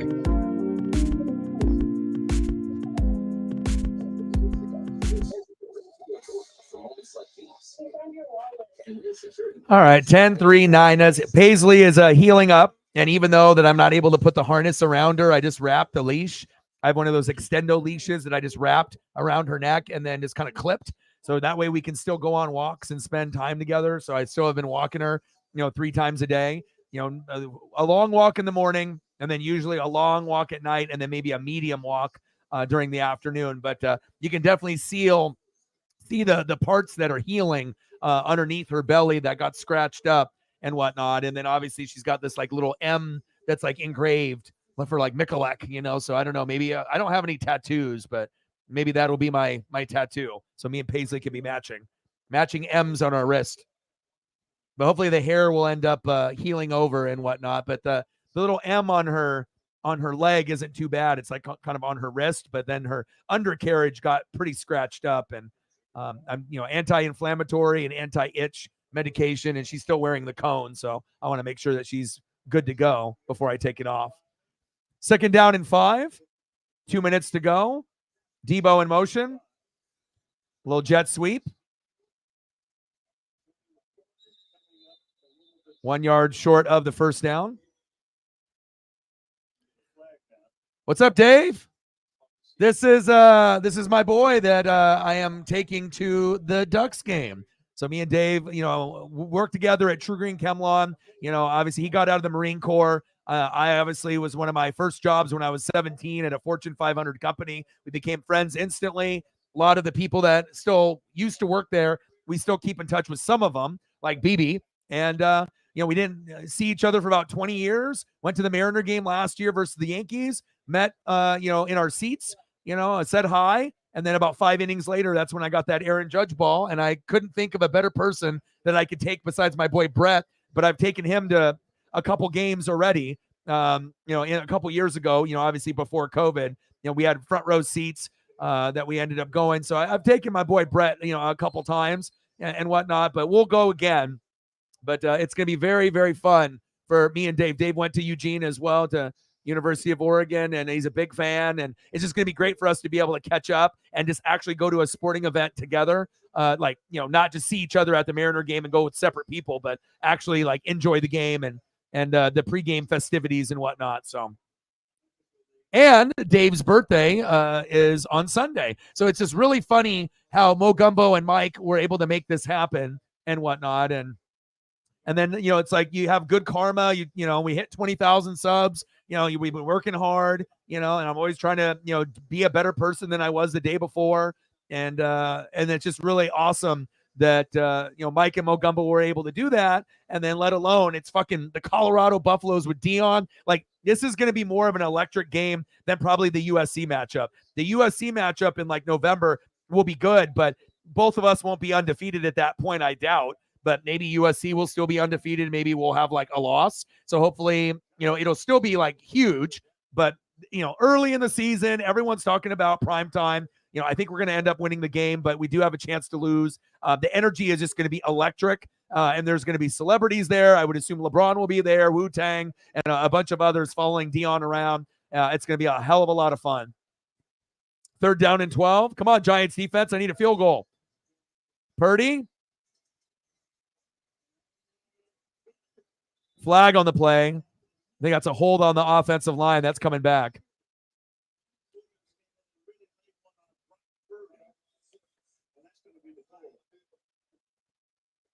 Yeah. And it's not a mic, a part of the channel that, it's not that particular mic. So another mic. Flag on the play. Roughing the passer. Oh. Leonard Williams, USC. What are you doing? Oh, he crushed him. Oh, he crushed him. That one hurt. He's going to feel that one in the morning. That's an ice bath. Pow! It just, when he landed on top of him, they always have to protect the quarterbacks. Yeah, I've lost like 50 to 60 since, COVID, because I was all the way up to like 260, 250, 260, and now I'm down to like 200 to 210. So it feels good. And I even got my dog to lose weight. My dog was 8 pounds overweight, 8 to 10 pounds overweight, and was almost like 68 to 70 pounds. I've been walking her three times a day. Now she's down to 54.5. And the normal weight for an American Staffordshire Terrier for a female is 45 to 60 pounds. So that made me feel really, really good that I was able to, get her on that weight length. So, man, Dave, this is going to be so much fun, man. I miss you. You've always been an OG. And, like I said, I'm always going to be able to try to hit up people that I know are passionate about certain things that I'm passionate about. And, yeah, we're going to have a lot of fun. So, yeah, I'll see you early, 7:30, and we'll either, get breakfast, here, or we'll just drive to Eugene, and we can always go to, a spot down there, and eat something or whatever. And then we'll have to find out where that tailgate is at. And then we'll do that. We'll party, and then we'll watch the game, and then we'll just head back after with celebrating a Ducks win. Touchdown, Niners! Bang, bang, Niner gang. Run, CMC, Christian McCaffrey. Let's go.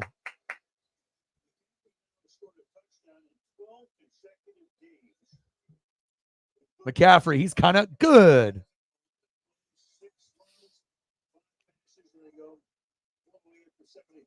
It's that good offensive line, man. On top of Kittle with that huge block right there, too. Kittle on Thibodeau. If you don't have that block, right? If you don't have that, no touchdown. Ballin'.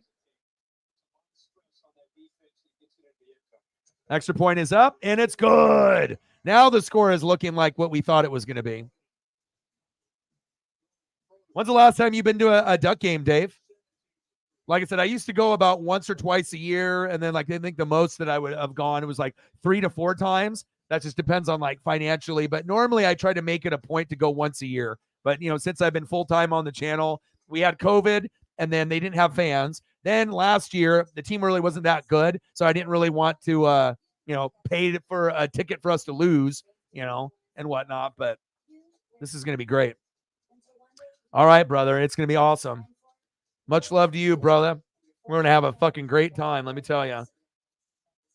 We're going to make some good fucking memories.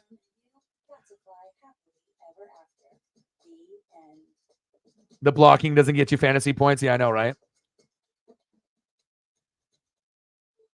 All right, well, I got 5 points already with Moody, so that's good. Pacing for 10, and that's what I need.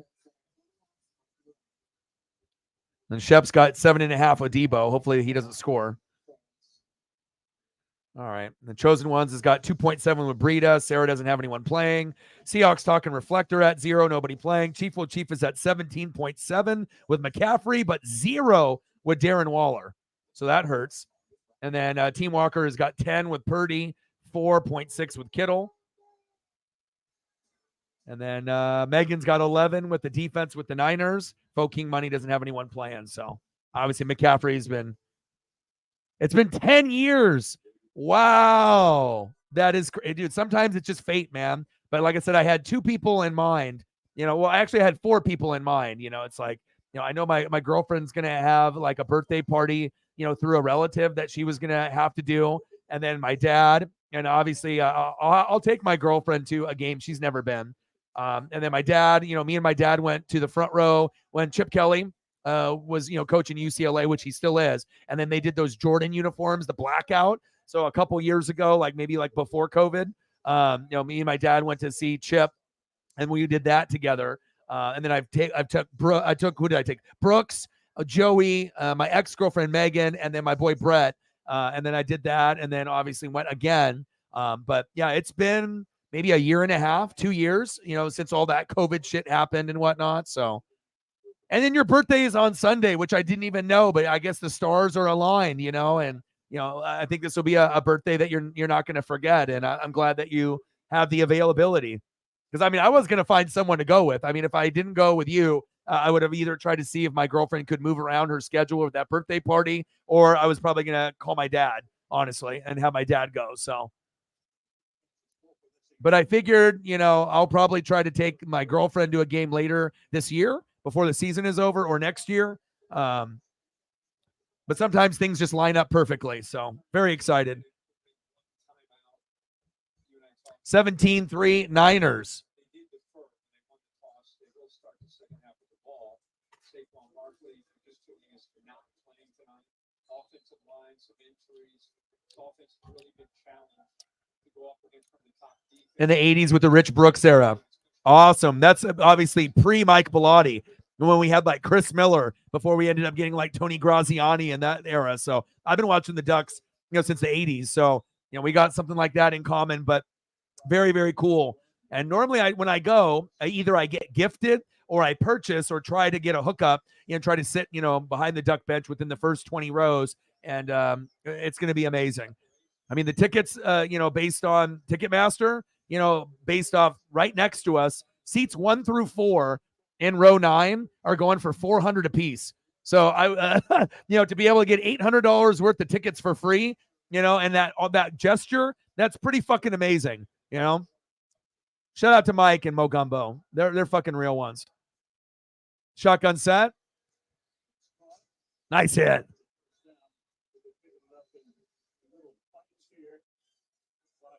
Caleb. Well, I'm a Bucks fan through and through, but I like Rashid Shaheed a lot in Olave. Michael Thomas, we don't really know what we're going to get with him if he can stay healthy.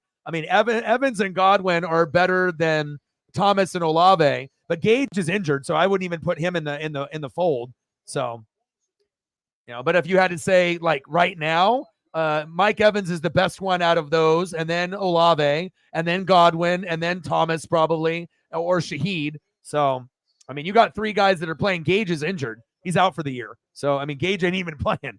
So he ain't even a realistic one to put in that conversation there. But I do like what you guys are doing. And then, we'll have Saints, Falcons, and Bucks.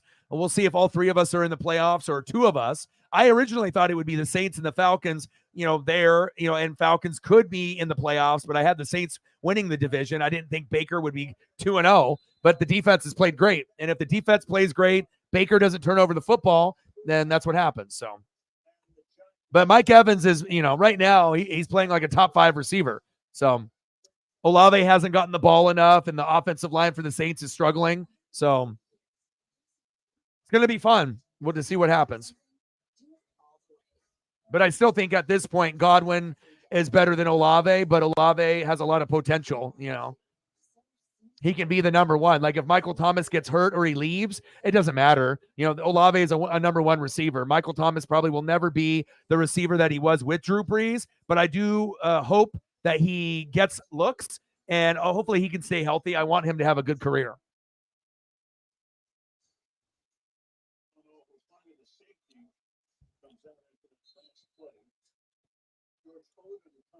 But Gage to me is garbage. I don't even like him.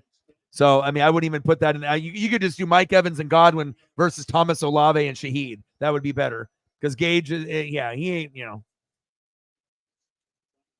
Now, if we still had AB and he wasn't fucking crazy on CTE, then we'd have, Evans, Godwin, and fucking Antonio Brown, even though he was old, but he was still, pretty good. Like if we didn't have Antonio Brown, in that Super Bowl year, we don't win. So, but then he fucked us over by walking out, and if we would have had him in that playoff game, maybe we would have beaten the Rams. So,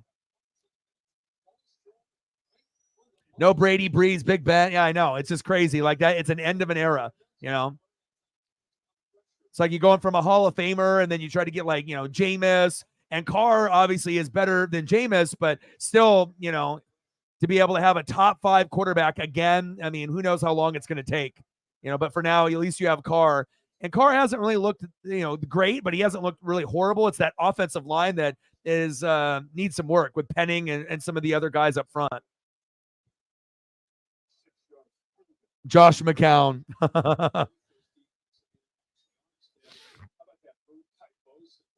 Yeah, but then this upcoming draft class, Caleb, Drake May, Michael Penix Jr., Quinn Ewers, Shedeur Sanders, that could be special, like the next tier. So Graham Gano trying to get a field goal here. Field goal is up, and it is good. 17-6 Niners. The Giants with a couple of field goals tonight. Making that 17-6 as the Super Bowl get the ball to start the second half. I mean, it wasn't the prettiest drive, but they're able to get at least in field goal range, give Cano a chance. The strong leg and the accuracy right through. He's fired up. He's got the 2 kicks. And the Giants, as far as what they did last week and the way they fought back, I'm sure Brian Daboll's going to be talking about that. I don't know, it's a different animal. It's been on the 49ers, but it's just a belief after you're able to do that. And He said Ben DiNucci's world. Oh. Numbers show 4 hit. 49ers about even 200. Oh, yeah, we had a place kind of like that in Oregon, but I think we're really laid back, here, with everything. And obviously breweries, wineries, dispensaries. But the place that they had, I think in Portland, I think it got shut down.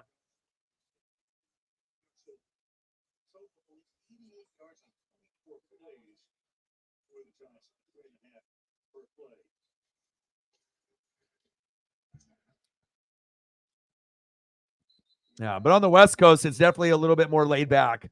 Oregon, Washington, California, compared to the rest of the country. $8 hairs. Let's get to a hundo. I'm going to have to figure out parking and food and all that. So hopefully we can end up getting some good Cash App, today and tomorrow before I go to the game. I made a $600 payment today from shit that I needed to, get taken care of and whatnot. So, and I still got a lot of other shit that I need to be able to pay off and whatnot. So, little kneel down. Ooh. Oh, punches thrown. Punches thrown.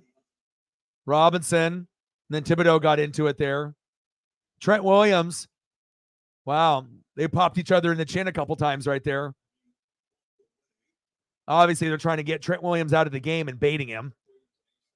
A'Shawn Robinson is, scrub. And obviously, Trent Williams, obviously one of the best to ever play. Oh, Trent Williams did a punch to the face. Little push.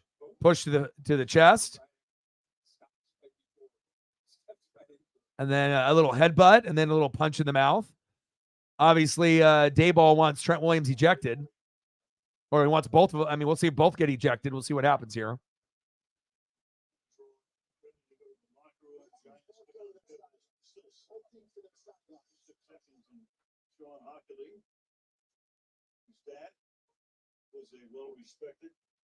And we hit 20,000 subscribers last night. We're at 20,014. So it shows you once you hit that big number, you start to kind of stockpile a little bit. So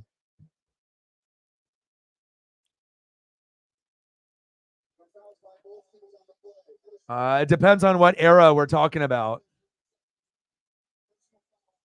I mean, obviously right now with Alabama and Georgia, they're kind of reeling. I mean, LSU got Joe Burrow, and obviously with Jay Jetta and Jamar Chase, that was nice. Ohio State, usually would have like Michael Thomas and Zeke and Nick Bosa, Joey Bosa, Chase Young. Just to name a couple off the top, and then, Bama with Derrick Henry and many, many other guys like Mark Ingram, they've had a lot of guys on their end too. So, I mean, a different era, different years. Devin White on LSU. I mean, I'm not sure if you can really pinpoint one particular organization that would be better than, they all have their kind of specialties on what they're good at. Second down and 11. And there's the kneel down by Purdy.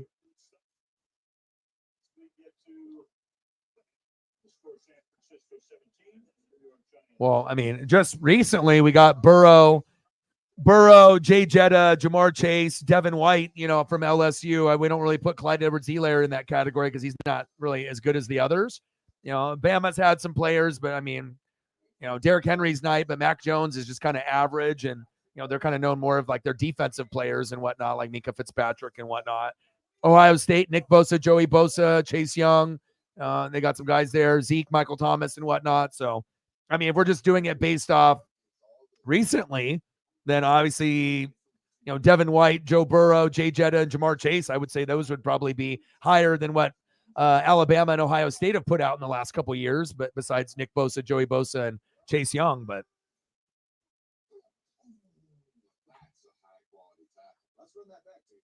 I mean, I watch a lot of college football, so. Injured. He's been injured a lot, so it's like Grant Delpit. We saw him end up making a play on the Browns, and Stingley's on the Texans, but all these guys that, sometimes have a little bit of pub, and then they are highly rated, and then they just get hurt, and then you kind of forget about them. They're like, oh, Grant Delpit's going to be good. Stingley's going to be good. And then they kind of fade off into like non-existence until they end up getting healthy, and maybe they end up making a play. So, but both of those guys were highly rated and haven't really panned out to anything yet. Michael, CMC is special. Are you sure? Are you sure he's special? He's very special. Try the movie. Only at ColdwellBanker.com and Coldwell Banker agent websites. Oh, you were looking at yesterday? Yeah, I got to look at what's the let's take a look together real quick.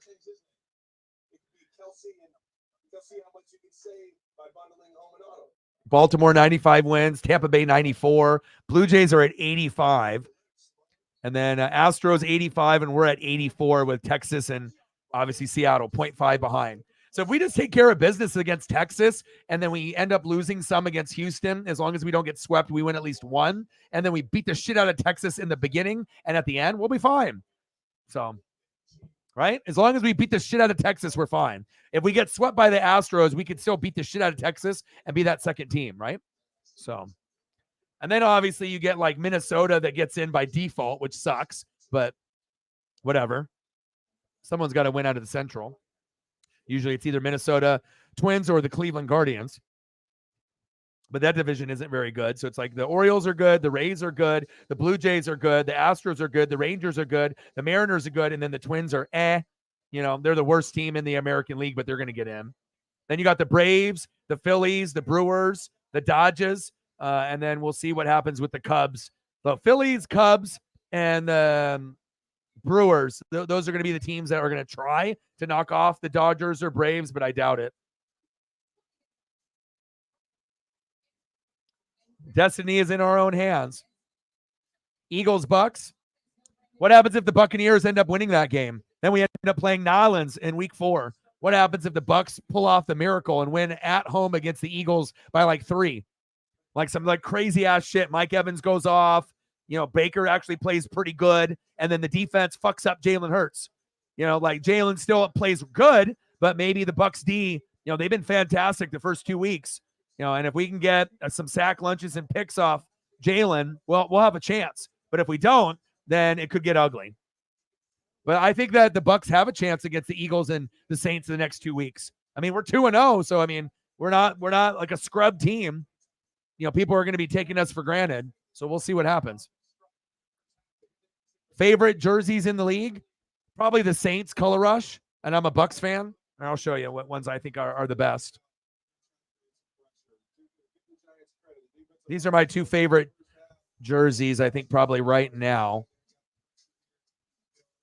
I know that's crazy to say that, as a Buccaneer fan, but I'm not a typical Buccaneer fan. I'm an NFL fan. It just so happens that I end up being a Buccaneer fan, but I know what's stylish and I know what looks good. This is probably my favorite, jersey with the color rush. Now, if there's throwbacks involved, I mean, Tampa's are okay, but the Eagles and Seahawks probably have the best throwbacks, from the 80s. Tampa's white throwback is good, but I'm not really a big fan of the orange, but I like that one. And then I also like this one.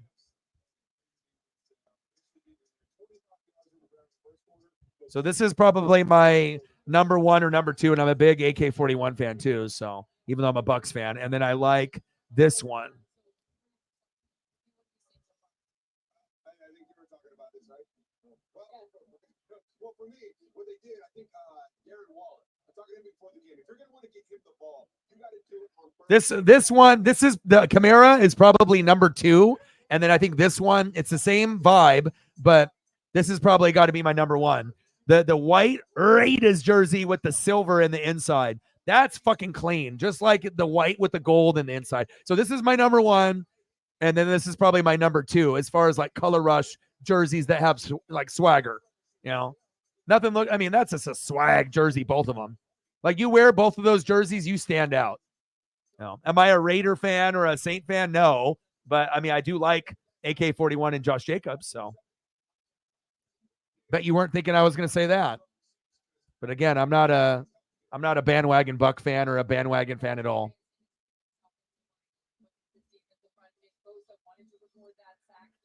Chargers powder blue. Yeah, those are nice. I like those a lot. Absolutely. Those are in my top 5 for sure. All white Bengals with the white helmet. Yeah, I like that too. They should do a white Buccaneer helmet with the white jerseys. They should actually kind of copy that scheme and do that with Tampa. I saw a artist kind of do it like, a mock-up of what it would look like, and it looks awesome.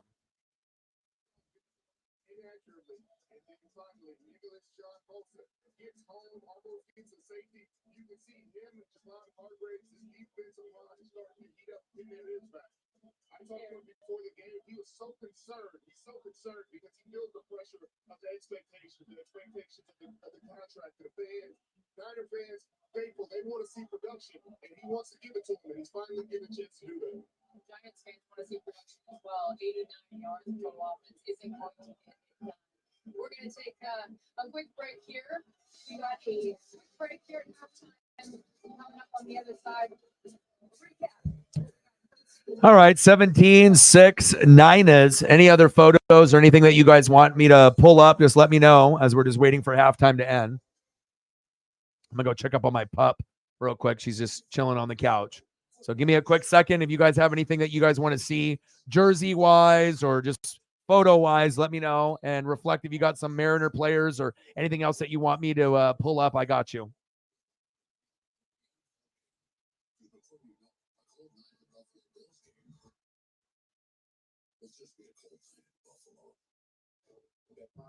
Yeah, but if you're going to be a hater just because he's gone, you know what I mean? It wasn't necessarily just his decision and whatnot. He's actually doing pretty good. I mean, they don't have the wins here yet, but at least Russell Wilson isn't playing like a bum anymore. And the Broncos aren't a good team. So it's kind of hard to be able to go from like a shit team with Nathaniel Hackett and Russell Wilson look like the worst quarterback in the league. So at least he is making a difference. I would have liked to seen Sean Payton go to the Chargers and mentor Herbert, or maybe go to Dallas and mentor Dak. And maybe one day he will, because he does have Dallas Cowboy connections. But you don't need to be a hater. Don't be a hater, Caleb. You know, if a guy doesn't want to be there anymore, you know, you can't just hate on a guy when he goes to another team. You know, obviously Will Lutz is struggling and whatnot, but that's a terrible attitude to have. You got to root for the coach that actually got you a Super Bowl.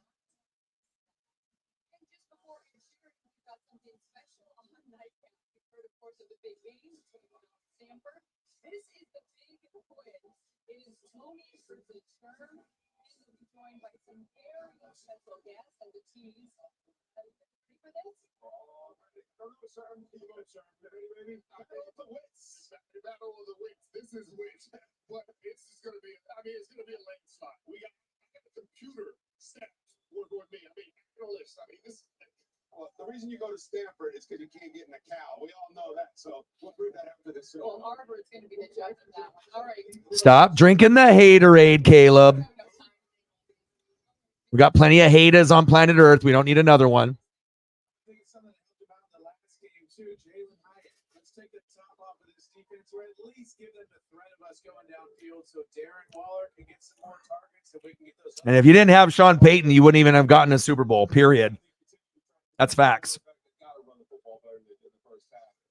But I want Sean to do well. You know what I mean? Obviously, the Denver Broncos is not a very good organization. You know, they have a lot of problems, injuries galore. You know, they don't have Von Miller anymore. You know, they're at the very, very bottom of the division. You know, but Russell Wilson actually has looked fantastic this year. Looks healthier. It looks like he's slimmed down. You know, lost a little weight, no injury problems. He's running the bootleg and the play action like he did when he was in Seattle. So it's not like they're going to go to the playoffs or anything. But again, at some point, if Russ isn't the guy, you know, Peyton's legacy and job is on the line. So eventually they'll move on and we'll see what happens. And hopefully Sean can turn it around. And if not, maybe he'll coach like the Chargers or the Cowboys. Because if you had Sean Payton on the Cowboys with Dan Quinn, then that could be a team that could actually get to an NFC championship game and a Super Bowl. So.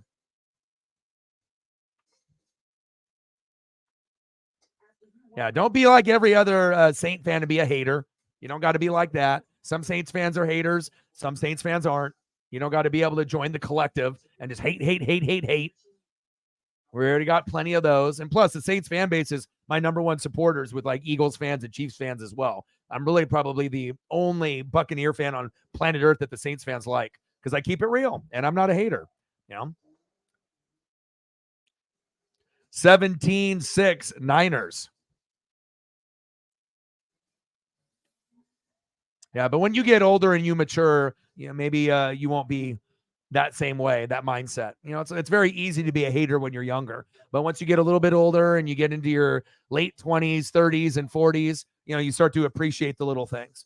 But when you're younger, you know, 10, 15, 20, 25, sometimes you don't appreciate everything that's in front of you or to appreciate what you've been through. So, but as you get older, you'll have that appreciation.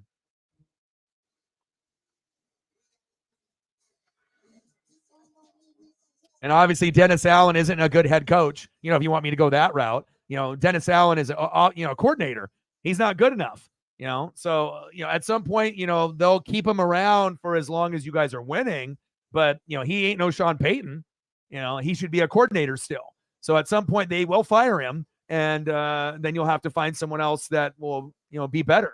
You got to have that proper coach, that Sean Payton-like kind of coach, if you guys want to be able to get to the NFC Championship game or the Super Bowl. But most Saints fans would agree, you know, Dennis Allen is a coordinator, not a head coach. It's like Nathaniel Hackett trying to be a head coach when you're a coordinator. Some guys can do it, but most can't. So.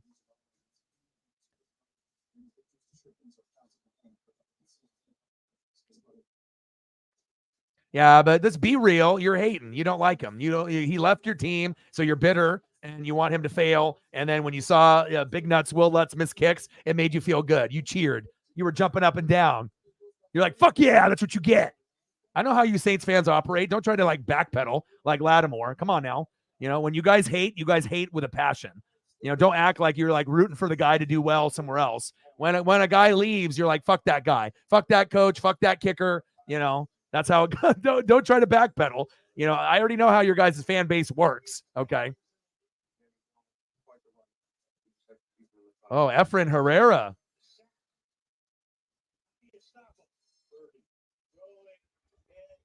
Keep it real, man. Real recognizes real.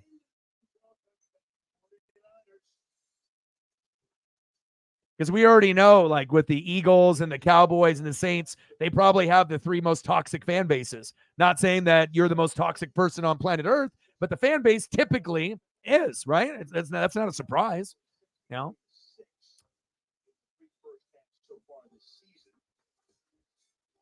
It's okay to root for a guy once they leave. I mean, hell, it hurt when fucking Warren Sapp and John Lynch left, but I wasn't like, fuck those guys. I hate them. You know, like I said, it hurt when they left, but you have to understand it. NFL is a business. You know, the NFL is a business, and sometimes they're going to go for the money. You know, sometimes they want to come back, but the organization doesn't want them back. So you got to, every situation is different. Look at that Efren photo.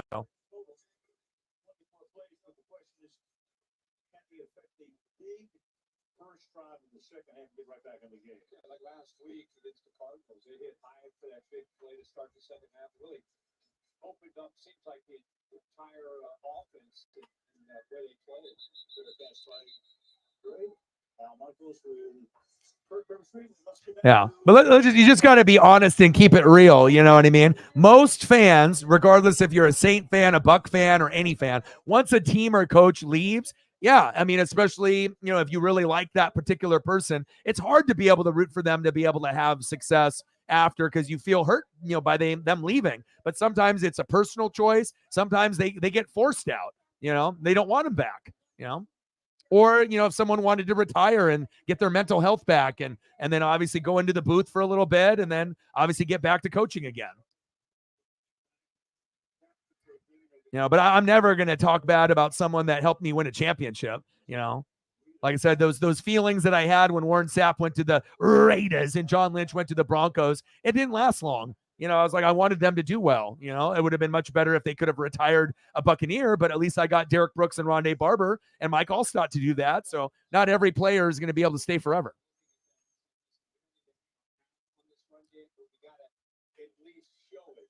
17-6 Niners. Second down and 8. Shotgun set. Jones with the screen. Nice gain. First down, Giants. Move the chains.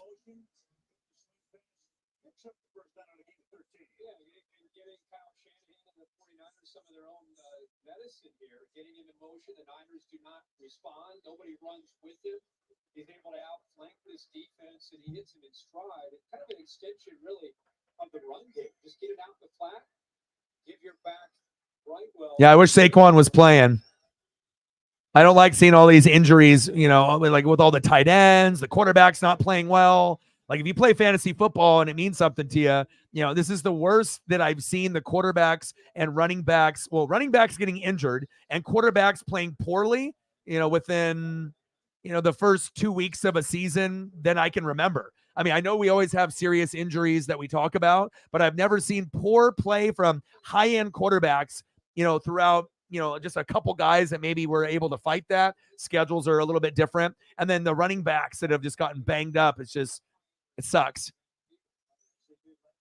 You got to be able to really work the wire and hope that you have good backups. Second down and 11.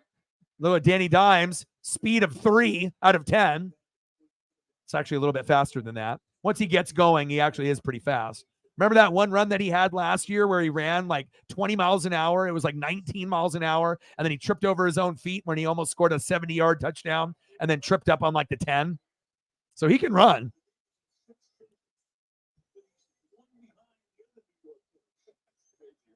Yeah. 17-6 Niners. Third down and 7. Shotgun set. Pressure on the edge. Jones. Incomplete. Giants with the punt.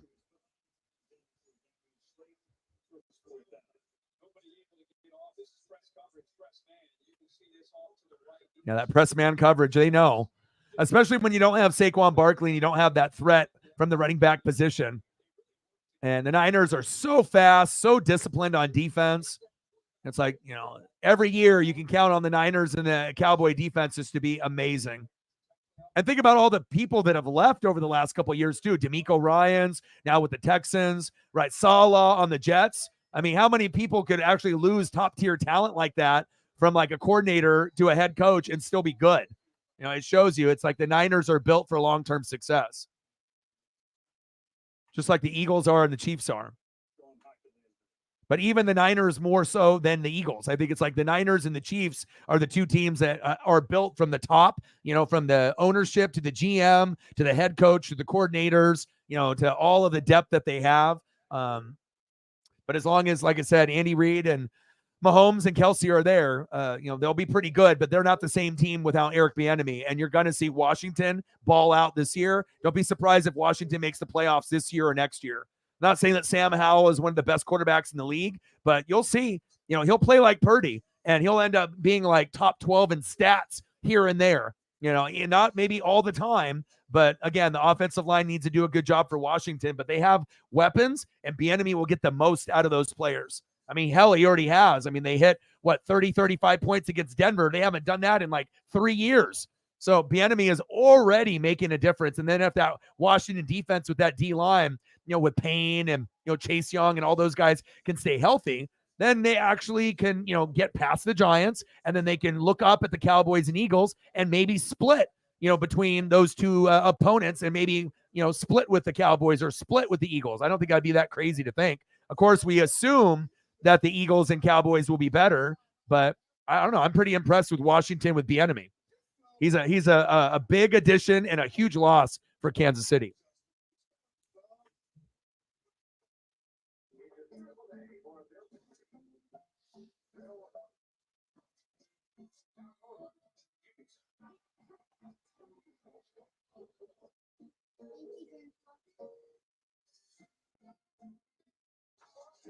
I wish I was out there.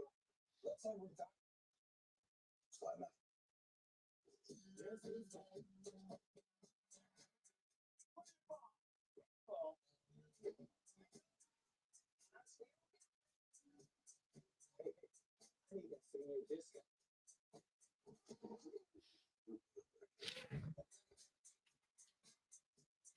I'm retired. You'll be jumping up to do that. Oh, no worries. We're just chilling.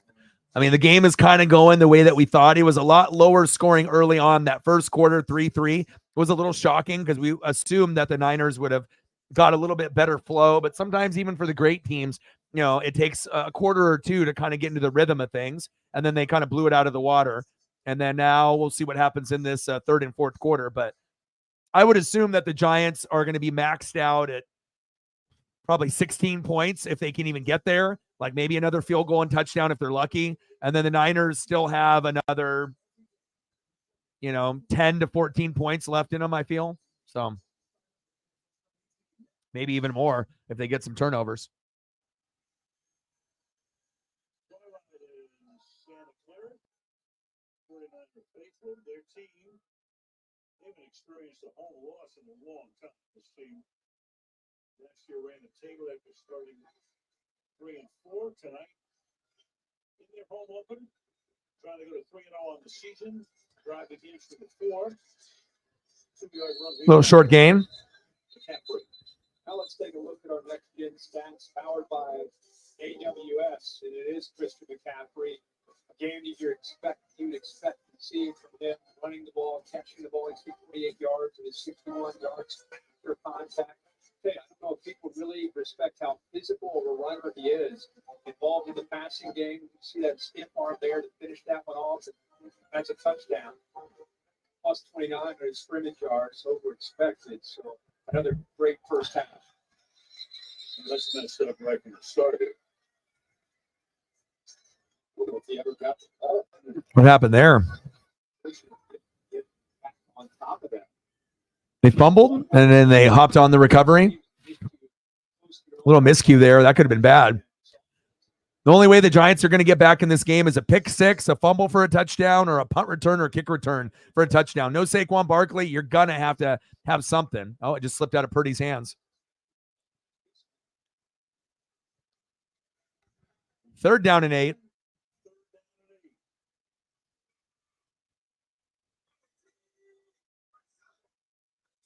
Shotgun set. Purdy. Juwan Jennings with the catch, but short of the marker. Niners to punt.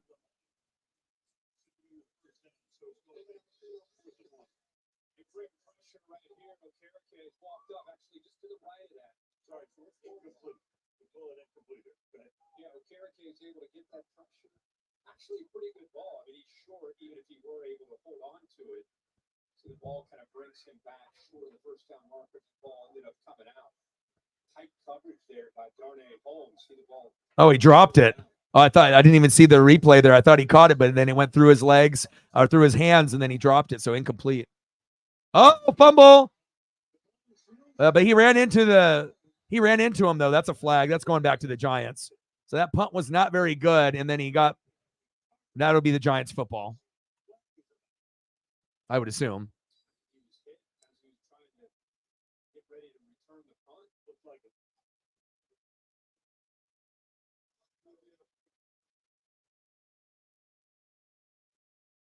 He called for the fair catch as well. There's contact right there. Shamar John Charles is the party on this one. So fair catch call for it. Contact was made. Fair catch interference. Kicking team number 38. This is a 15-yard penalty. Best field position of the night. They give him a much shorter field here with 10:46 to go in the third.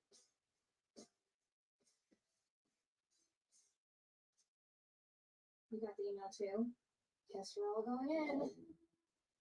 Oh, yeah, it's coming, right? I'll be there in 30 minutes. Get to that 4 o'clock.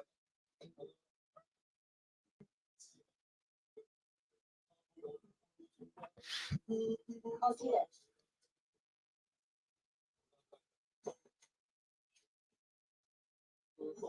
Please. 38 minutes slowdown ahead.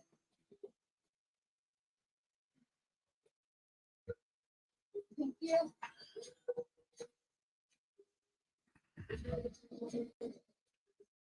Rerouting.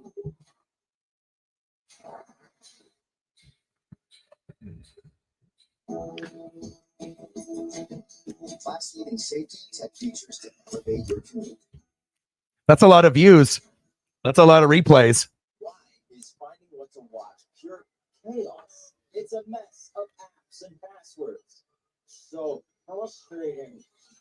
But there is a place with less stress where it's easy to find the entertainment you love. I'm all ears. It's where you can find everything, including with Prime.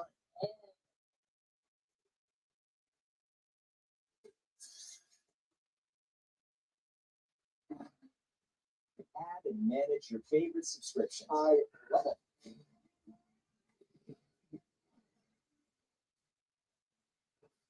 Well, that's cool.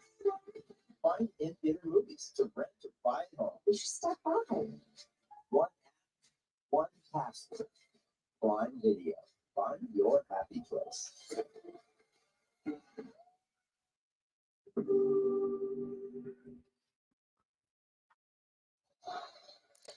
Here we go. This will be for Reflect and Megan. Look at this one. Cool camera angle on this one. And hosts who changed, doing it right here on Prime Video when the game ends. Live music begins. Our man to change, Ed Sheeran was here. Talked about that the other night. Look at that. Oh, baby. That is cool. The setup. I got this. Bang, baby. That's the bar. Absolutely. To bring it back in, we'll start this drive from the 37-yard line. First down and 10. Little check down. It's Campbell, game 7. Campbell short game. This guy's kind of good. Working himself back into football shape, working through double teams when they chip in, involved in the run game, keeping it short here to the first down, here to the sack, almost a safety. And I think in this second half, as the Giants become even more predictable. Oh, yeah. The neck rolls. Trying to keep him off of Daniel Jones. 2nd and 3. He has time. Throws down the sideline. Flag thrown. Pass was incomplete. The North covering Darren Waller.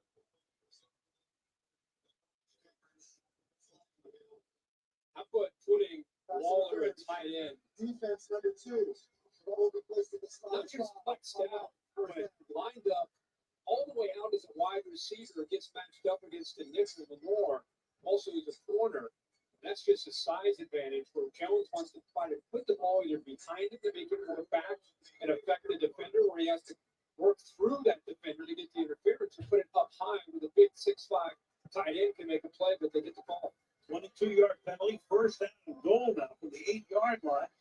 And a big hole, and blowing his way is Matt Breida. Touchdown, Giants, Matt Breida. Okay. 17-12.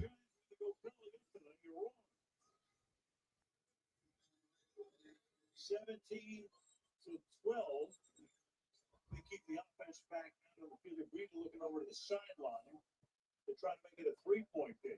Yeah, the line of scrimmage is always cool to be able to see that old school view. Good blocking up front, little pull, missed tackle, another missed tackle. You got to tackle low, not high. Dre Greenlaw up at the shoulder pads. That's not going to get it done. And now you got the New York Football Giants actually competing. Breida is kind of like a Raheem Mostert, where you don't really think he's that good, and then you watch him run, and you're like, wow, they're actually kind of good. 2-point try. Jones, pump fake. Oh, it's 12 noon. You know what time it is? Time for a sack lunch. Yum, yum, yum, yum, yum, yum, yum, yum. Guess who? 17-12 Niners. 17-12, 49ers.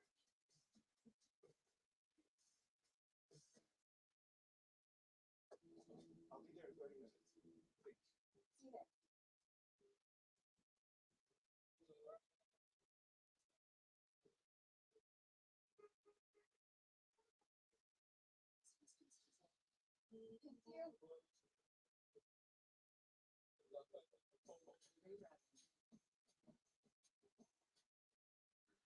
Class-leading safety and tech features to elevate your commute. The all-new Hyundai Kona. Teams got all the sports betting in one place, and it's live, baby. Oh, puts his money line in real time. We got second half 30% winners as today. Open city and extra innings.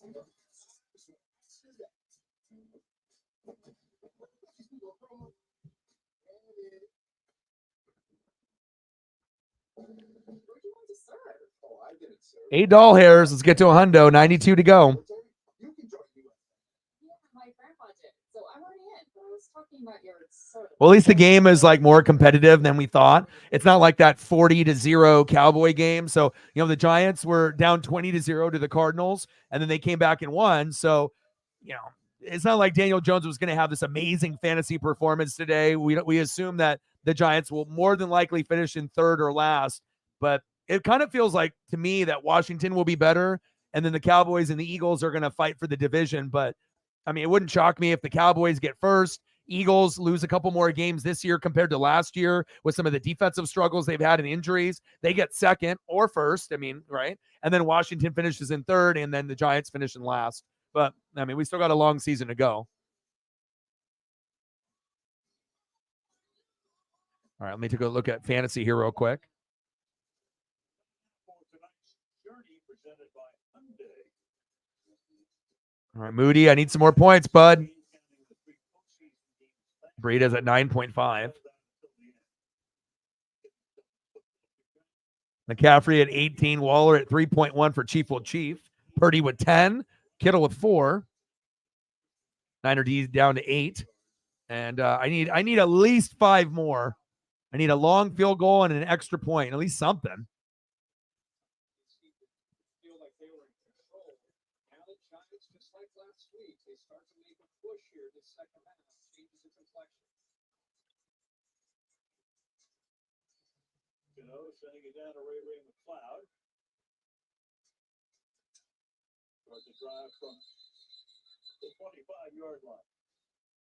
Yeah, and then depending on what I got going on, you know, tomorrow, I'm either going to do the Rangers game and the Mariners, or I might hang out with my girlfriend. So I'll obviously figure that schedule out, because the game will be from 5 to about 7:30.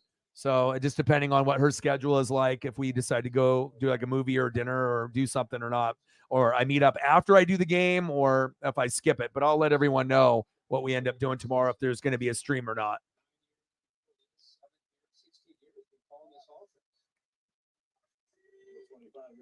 Man in motion.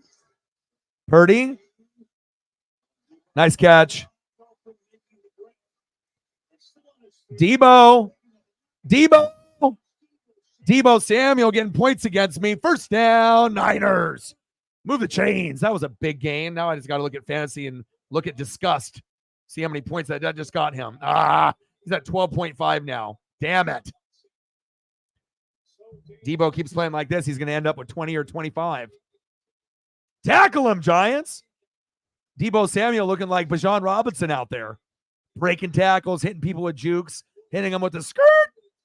Skirt. Yeah, Debo is very good.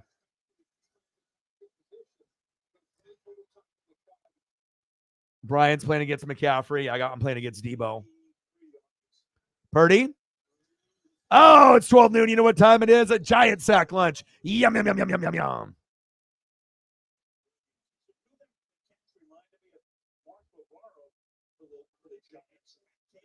All right, Giants, I see you. Every once in a while, you'll get a little bit of pressure.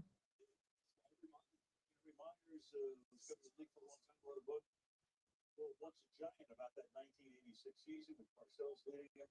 Bill Belichick was the defensive coordinator of the 17-12 Niners. Well, at least it's like you're engaged in the game. You know, it's like a 5-point game. It's not 40-0 when you're just, you know, then at that point, we just have like a mental health stream and we just talk about shit. Play action fake. Purdy. There's Kittle. Nice gain by Kittle. Just the respect you have to have for that run game. Watch the backers react off the play fake. That's the motion, the fake, the backers are up, and there it is again. What's great is how quickly Brock Purdy makes that decision. Purdy's got good footwork and he's got a good throwing motion. Quick and fake, backers up, ball goes right over the top of him again for big yard. 3rd and 4. Third down and 4. Purdy. Floater. Almost picked. Flag on the play.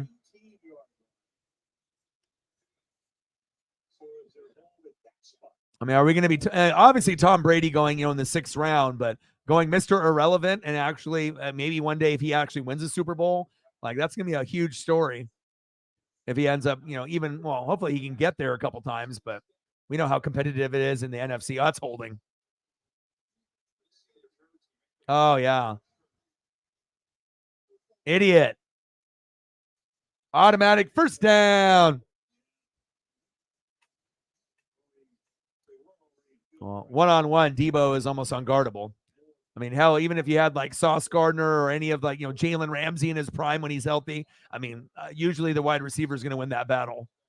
It's like Jay Jetta, hard to guard when they're healthy. Jamar Chase, Tyreek, impossible to guard. I don't give a shit who your corners are. Tyreek is winning that battle. Jay Jetta is winning the battle 9 times out of 10. Debo in the same kind of category too. Like McCaffrey, like you might be able to slow him down, but eventually he's going to wear you down. Just too talented. Yeah. Well, your bias is usually pretty good. The mastermind. So this is like Mastermind Junior, right? Imagine what it was like for him growing up with his dad. There's Mike. Great to see him. Mike and Peggy Shanahan. How proud must he be watching his son? Terrific. This team and this offense. They put Kyle on his staff. They put Sean McVay on his staff. How'd that work out? 2nd and 6. Eye for talent. Purdy. Screen pass. McCaffrey. Nice stiff arm. Takes a shot. Out of bounds there. Thibodeau put the pressure on. But it was gotten away. First down. Marquette doing a good job of mixing up man and zone. There's Thibodeau coming close, but everything's taken away downfield. So we quickly, as Thibodeau is closing in on it, just finds that check down to McCaffrey. First down yardage. Not a bad check down. Get it to 23.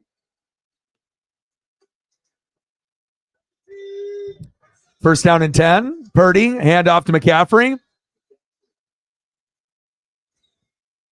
I think everyone on planet Earth thinks that the game is much, much closer, but there's still a lot of time left where the Niners can end up extending the win by, 14 or more. But yeah, I totally agree. $5 holla. This might get me one beverage at the Duck game. Not even that with the total that we have so far. $5 holla. Bang, bang. Appreciate you. Thank you so much. Let me know what photos you want during the commercial break, and I got you. Thank you so much. Now we're at 13. Halfback toss to McCaffrey. Good tackle.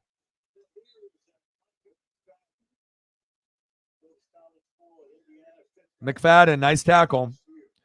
That was kind of like a Blake Martinez tackle when he was on the Giants before he ended up quitting the NFL and selling Pokemon cards on like Whatnot and some of those apps and then ripping people off.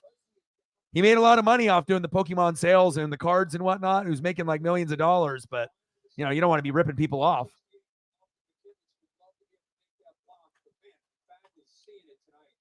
Nice tackle by McFadden. 87 to go.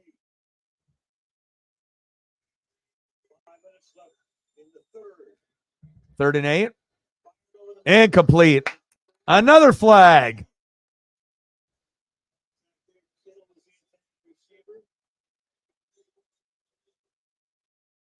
Is it going to be incidental contact? Are they going to pick it up or what?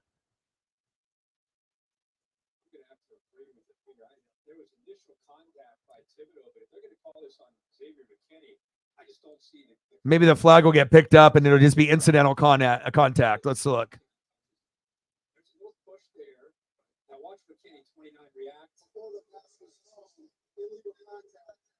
Wow, they called that on Thibodeau? I don't know about that. I would have just let that go. You're going to call that on Thibodeau with the push. It was aggressive, but if McKinney would have done it, then I get it, but I don't know about that one. You're not supposed to touch him, after that 5-yard set, you know what I mean? But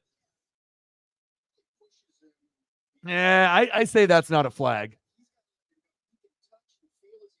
You know what I'm saying? O-Dog needs fantasy points, and that would have been a good Brock Purdy field goal that they just took out of my hands. So hopefully the Giants get a stop right here, so that way I don't get any more points on me, and then I can end up getting a Brock Purdy field goal. I need it. I need 3 from Purdy. 3 from Purdy. Not Purdy. Moody. But Purdy has to set me up to get the 3. Purdy to Moody. Moody to Purdy. Come on, Giants defense. Hold up.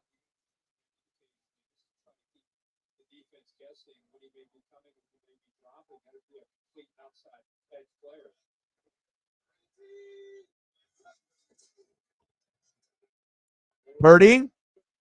Incomplete. 3rd down and goal.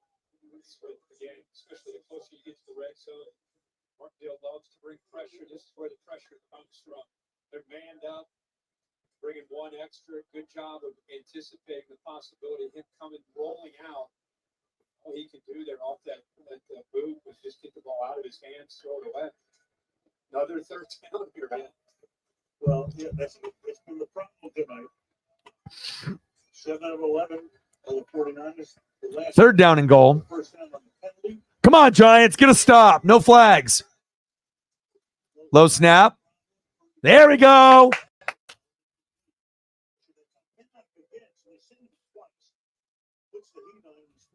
It's a field goal party. Your boy needs some points, baby. They're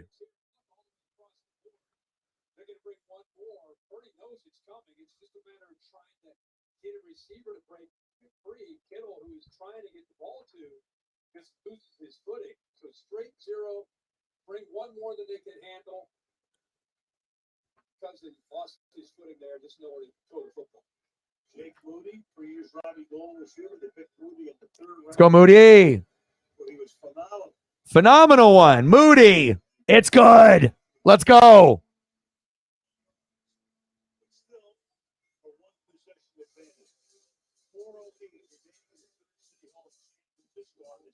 Thursday night, 12.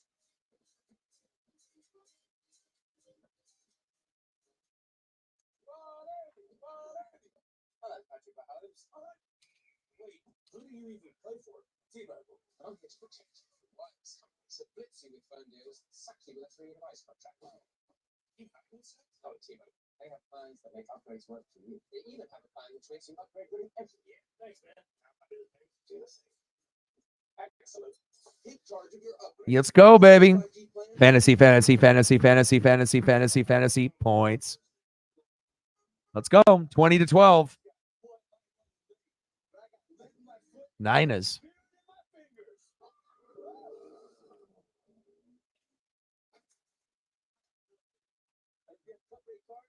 $79 million, fourth lowest. Orioles 71 million. That's awesome. That is awesome. Seattle's 13th. Rangers buying a playoff contender, but they usually get hurt. Karma is a bitch, you know. So By boosting your force field, the immune system, with the Aura Ring, you can listen to your body's signals and raise your defenses. Aura tells you when your temperature is higher than normal, how to improve your sleep, or if your heart rate shows signs of stress, so you can decide to push yourself or to lie low.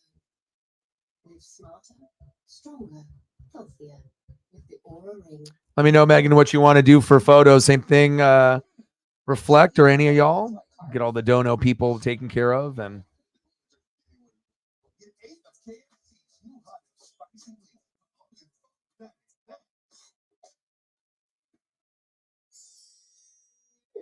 It's just perfect for fall, right? Yeah, it feeds you all now, the strength and roots all winter, for better long next spring. You know, second right. Oh, it does, yes, it does. Pick up a bag of Scotch Winter Guard at Amazon today.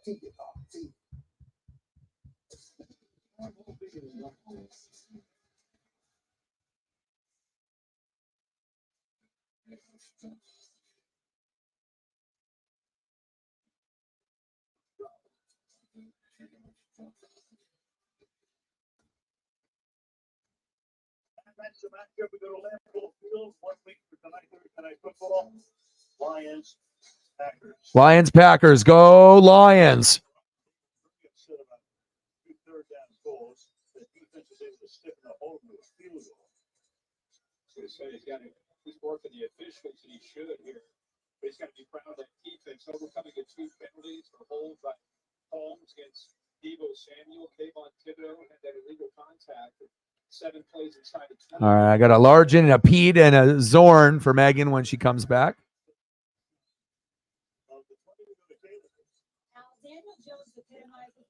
Packers, boo!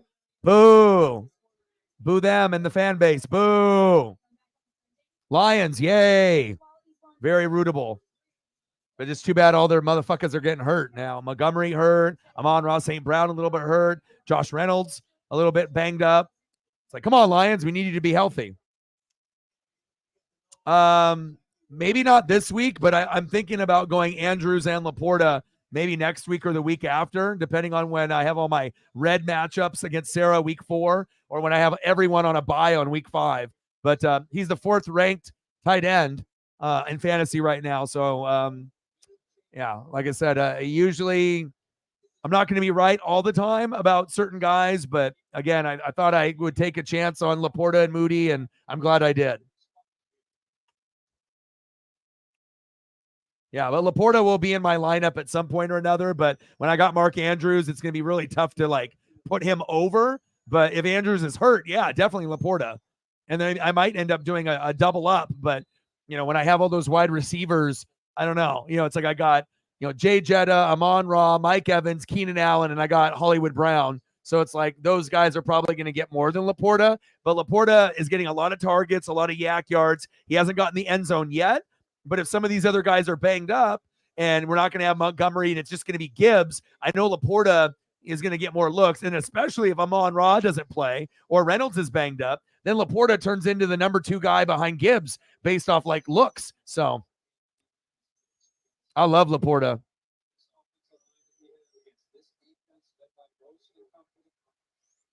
Yeah. And then obviously Sarah with TJ Hawkinson. That's another good one too. to pick over Mark Andrews and Kittle, and that was smart as well. Nice tackle on Robinson. 20-12, Niners. Bang, bang, Niner gang. Yeah, tight ends have been terrible this year. Quarterbacks have been terrible this year. Running backs have been injured like no other. Like, really, the only thing that hasn't been terrible is defenses, kickers, and wide receivers. Those have actually been pretty good this year. 3rd down and 9.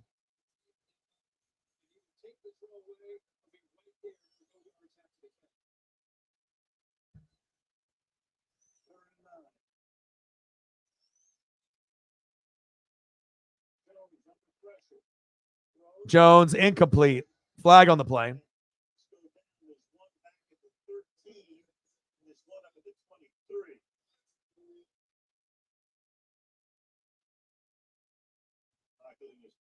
Sorted out. There are fouls by both teams on the play. Holding, offense number 60. Before the pass was thrown, holding, defense number 26. These penalties offset. It's 3rd down. McKeegan and Isaiah Oliver. Back we go to 3rd down and 9.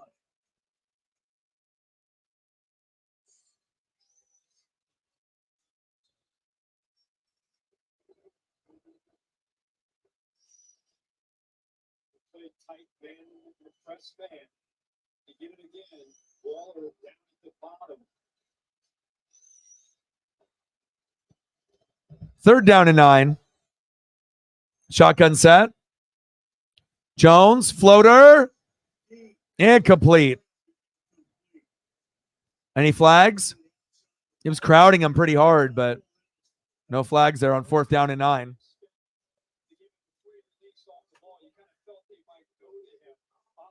Oh, yeah. Dallas Clark, Noah Fant, TJ Hawkinson, Sam Laporta, George Kittle. Like, every one of them is good except for Noah Fant. Like, he's just like, average to below average, and then everyone else is like a fucking superstar. It's like either Hall of Fame or All Pro or Pro Bowl or really damn good.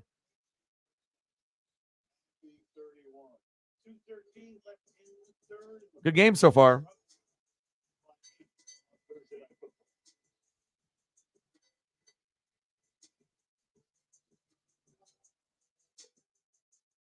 Hi, Mom. Kelly Reed and I just spoke on our Carnival cruise. Hey, look, that's me in the middle. And we just really had sex, I got over my fear of bubbles. Rita took some time to reflect. We tried new things and new foods. I was thinking about getting piano lessons. And I'm really good at golf. Anyways, next year we should all go together. This is Justin Jefferson here at the studio with London trying to cook up something special for y'all. My man, snap speeds, could be a training shoe, could be a casual shoe. That's a good question. Sarah would know. Lost Medicaid or chip coverage? Healthcare.gov is here for you. Where can we find a low-cost health plan? What about a plan that covers doctor visits? Minor seizure. Oh, good. I'm glad. Just so a couple more days. Obviously, being home already would be ideal, but I got a couple photos to cheer you up.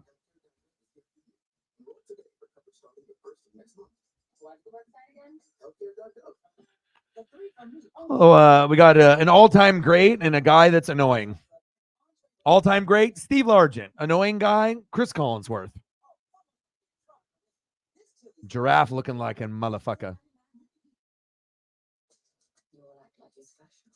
Pete. Some more Pete.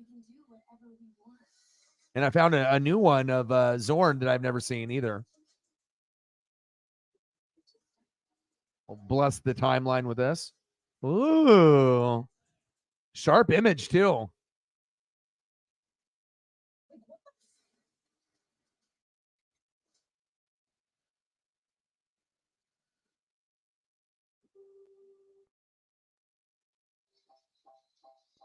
The reason Brock Purdy wears number 13 when he's rival, Dan Marino.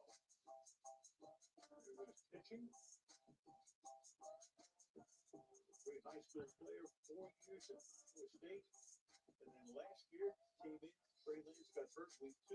Jimmy Garoppolo got hurt. Found an autograph too. Justin Jones, a very Squeeze this in. high school coach. Ooh. With the auto.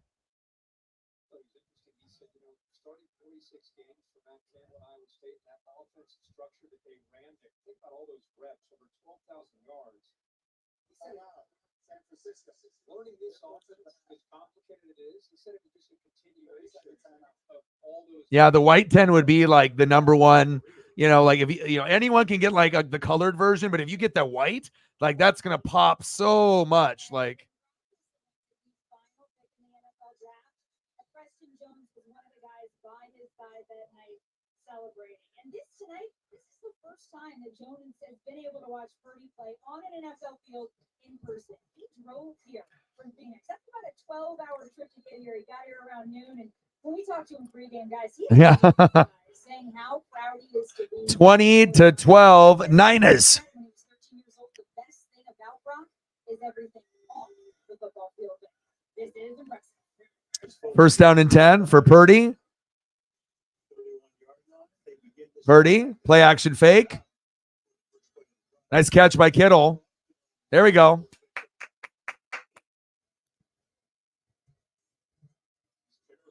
Last year when he started becoming the guy for this offense, was his dad on right there. They were seen quite often as Brock was making big plays for this offense and became one of the big stories in the NFL. It's an unbelievable story. I mean, you get picked dead last. I'm thinking Tom Brady at least went to 6th round, right? 2nd and 2. Halfback toss. Not here. That's interesting. He's the last pick of the draft. First down, Niners. I think there's more to it, not just where he was picked, but what he came into. With Jimmy Garoppolo and Trey Lance, who at that time looked as the future, and he comes in and now he's the guy. Well, I'm talking about Sam Darnold, who's the backup. Backing up Purdy right now. So Darnold, again, with the Jets. John Lynch is there, of course. It's funny, if you are at the end of the draft, are you sitting there hoping you'll get drafted last, or do you want to be a free agent and look around and maybe get 3 or 4 or 5 offers? Yeah, and he said, who knows where he ultimately would have gone if he were a free agent. But he said he looked at it.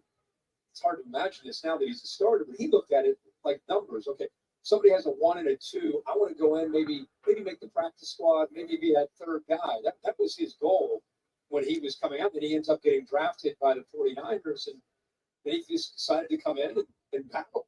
Yeah, he said they were in the mix in terms of free agency had he not been selected. But it was funny because, look, they mortgaged a lot to get Trey Lance. Did not work out. Got traded this year to Dallas. Garoppolo is here. So, it was enough. It was enough just to make Kiwi strawberry Snapple out of the freezer. So good. It's been a fun story. I think he fits into what Kyle Shanahan does. You can put him in some other offenses. I don't know if it would work. He's not the tallest guy. He doesn't have the strongest arm. But with this system, the structure of it, what they ask of him to do, free snap, super intelligent guy that knows where to go with the football and just an extension of Kyle Shanahan and what he likes to do. Hakeem Nunez Roches, giving his assistants to get to the sideline here. Play resumes on 1st and 10. The 48, viewing moments of the Appreciate that. third quarter. 87 to go. It's further down. Uh-oh, we got an injury. That's Davidson. DJ Davidson. Uh-oh, shit. Go to the sideline. He's like, fuck my elbow. He said, go down on a knee. You're fine. You're fine. Oh, I wonder if he dislocated it. Hopefully he's okay. That's not good.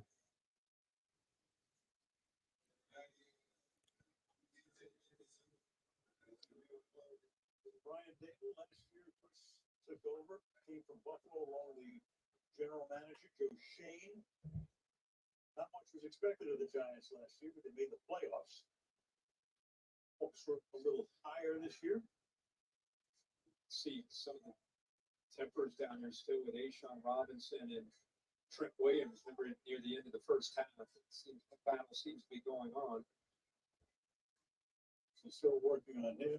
So look at Joe Shea. So they came from Buffalo. Dable had been interviewed by a few teams in the past. Spent as Davison holds his shoulder. Hopefully he's okay. It sounds like that I'll be able to do the game tomorrow. So it looks like we'll be doing Mariners Rangers at 5 tomorrow. And then obviously I'll have an early morning where I'm going to have to wake up and take Paisley for an early walk and get situated, take her medicine, and then I'll be out at 7:30, probably like that, get some breakfast, and then we'll head up there to Eugene and then probably try to get there at like 10. And that we get there a couple hours early, maybe 9:30, and then have a few hours to tailgate and then go into the game since it's early at 12:30. God, it's going to be fun. 2nd down and 9. Shotgun set. Purdy, little check down. Kittle, stiff arm. There we go. Wow. 1st down, Niners. So physical to the catch. We keep talking about what they do as a team. We say Deebo Samuel and George Pitt. So many weapons on weapons on weapons. As long as he's got that stiff arm, who cares how he holds the ball and protects it there right before he gets hit. 29 yards in the end of the third. End of the 3rd quarter, 20-12, Niners.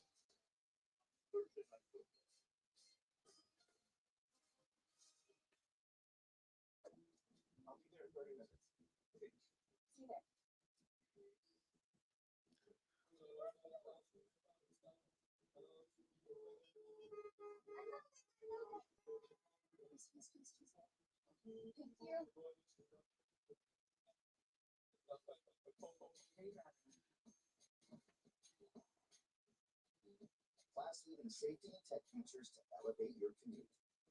The all-new Hyundai Kona. Ever since we started fast credit card Options have been coming out of the woodwork. exactly. What does he have in fantasy for you? You're doing the ESPN league too. I probably can see here. So Debo's at 12.5. Moody's at 8. That's good. I need a little bit more though. 10 to 14 if possible. Breida 9.5. McCaffrey 20.6. Waller with a 3. Purdy with 13.98. Kittle with 12.5. Nice.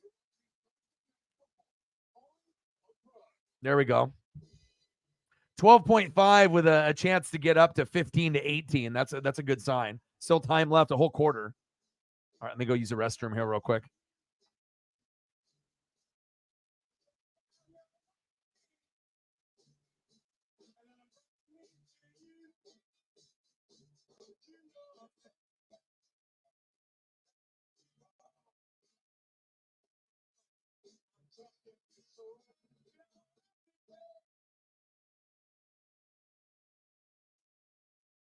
The new iPhone 15 Pro is here. Built with titanium and featuring the most powerful iPhone camera yet. Get it with Boost Infinite and transcend to a wireless utopia. The new titanium iPhone 15 Pro on us, no trade-in needed. Enjoy unlimited wireless in the latest iPhone every year for $60 a month.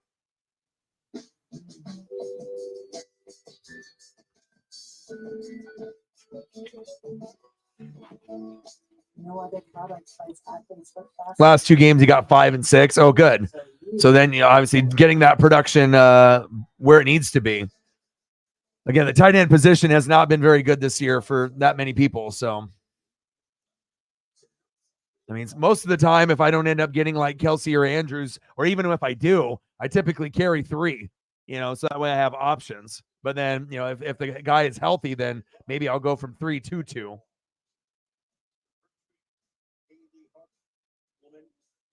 producer, Peter Musa, our director. Beginning of week 3, there's Davidson. Came off, Lucas Brooks just came off. Purdy. Floater. Oh, incomplete. Flag on the play.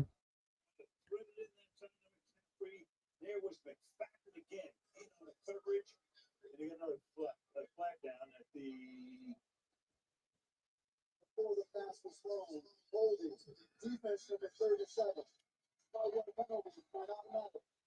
Said around the 20-yard line, so the 18 Trey Hawkins. Yeah, Hawkins teamed up there with Ray McLeod and just lost where he was. McCaffrey doing so many things for this offense, just a kind of a rail route that's matched up against McFadden.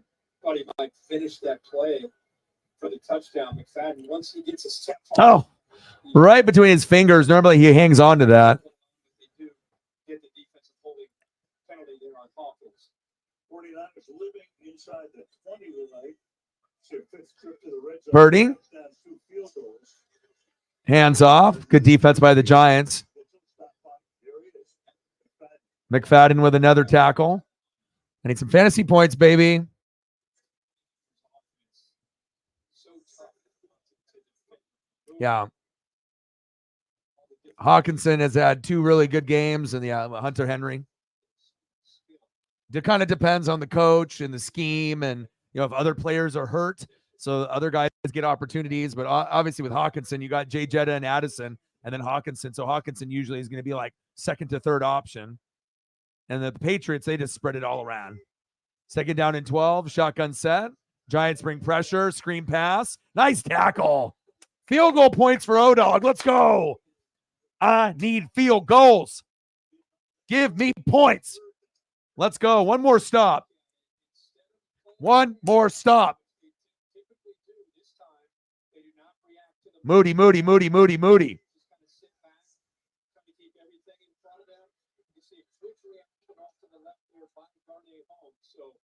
with Banks out, Hawkins moving over, Dory Jackson moves to the other side from nickel out to corner.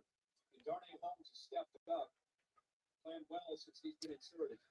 3rd down and 17. Little check down. Kittle out of bounds. Thank you, sports gods, for the Moody in my life. Jake, thank you. Let's go. Hey, sports gods, listen to your boy. You ask and you shall receive. You just sometimes have to think it, talk it out loud, and then it happens. Oh, look, fantasy MVP, Jake Moody, 8 for 8. Is that good? Oh, baby. Let's make it 9 for 9, bud. Nice and easy. You are the Jake Moody of Moody's. Let's go. I know you got this. You got it. Snap was high. Hold was good. And it's good. There we go.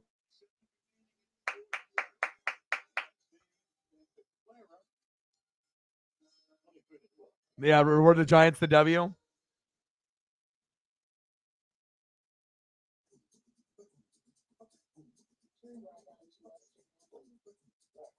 Oh, doggy dog with 11. That's exactly what you want. And then if I'm really lucky, I'll even get one more on top of that. Jake Moody with a 60-yard field goal. 17 points for Jake Moody. No, I can't expect that to happen, but hell, a 50-yarder would be nice, or a 40.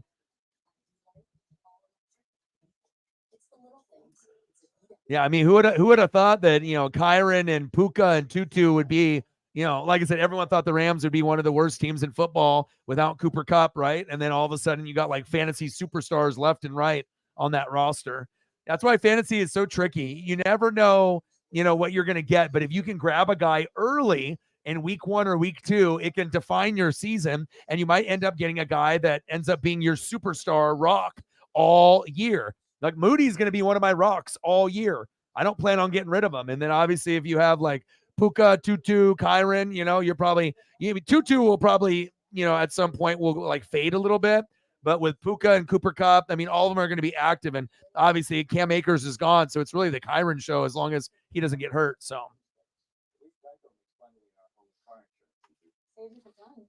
Yeah, well, again, you deserved it. I mean, like I said, Joe Burrow has played like shit. And normally you're never 0-2, let alone maybe like a 1-1. And, if you didn't score a lot of points, yeah, you deserve to have them. Especially if Chubb is out for the year and Burrow has been asked, you need points. You're trying to get into the playoffs. So pretty much what you were going to get out of Nick Chubb, you're going to get, out of Kyren, and hopefully he keeps it up and stays healthy all year for you. it's like fate. It's like destiny sometimes, you know. It's like you lose something, but then sometimes the sports gods will, you know, put you in a position to be able to still succeed instead of being like, oh, it's over, you know. And then you ended up being smart, you know, getting a few other options at quarterback, knowing that Joe Burrow is a name, but I don't give a shit if you're Joe Burrow. If you suck, you suck. I got to put someone else in. And that's exactly what I would have done. You know, I'm not going to sit there and just take a 5 or a 10-point game out of a guy that is a first ballot Hall of Famer. You know, it's like, if you're not doing good right now, I'm not playing you until you prove to me you're healthy and you're putting up points. I mean, who would have thought that Russell Wilson would be playing better than Joe Burrow at this point? But that's fantasy football in life. 23-12 Niners.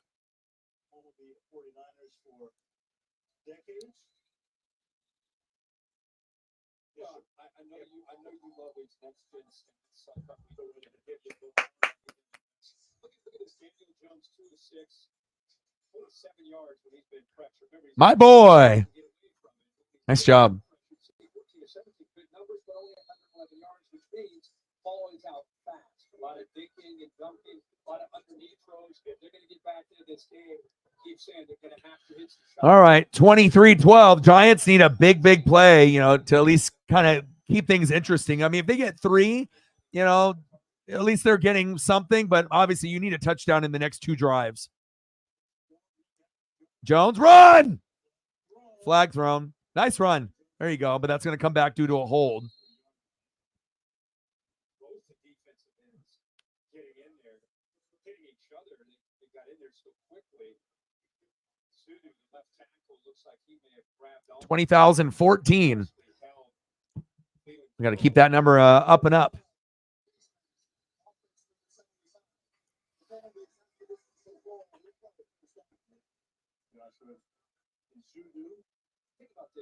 Azudu with the face mask. Come on, Azudu.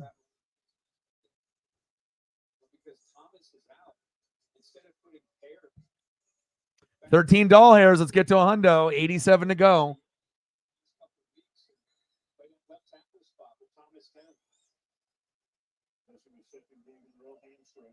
First and 22. Let's start at the 22-yard line by Darren Waller. The Raiders. Second and 13. You want to know why it's 14 to 17? Yeah, Saints fan. You got the Giants as your for fantasy football. You got the Giants as your backup defense. There's nobody else on the wire that you could have picked up better than the Giants.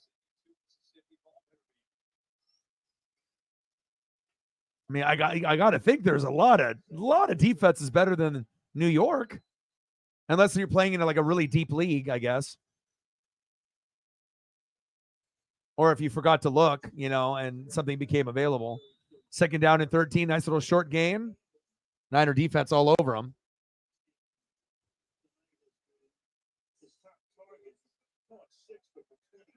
Mo Gumbo, what's the very first year you remember watching Saint football?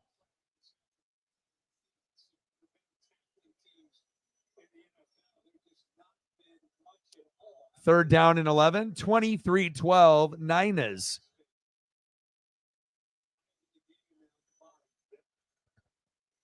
Giants are like, damn, we could really use Saquon right now. Jones. Tipped. Oh, incomplete.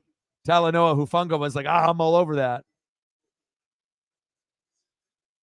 No, way worse. Not fantasy. Real life, he says. Oh, okay. So you're a Saints fan, but then you like root for the Giants. Do you have a like a particular connection with them? What made you like? Is there a certain player? What was it? Lawrence Taylor? Even before that?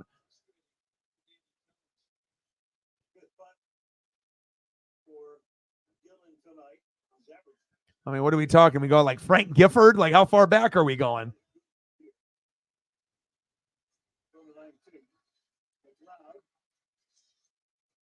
McLeod, nice tackle. He said, way worse, not fantasy. He said real life.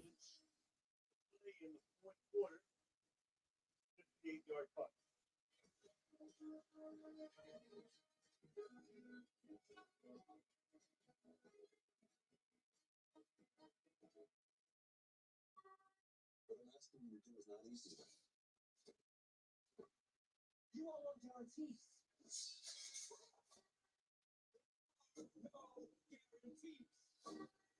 The intention to continental and everything that comes with it.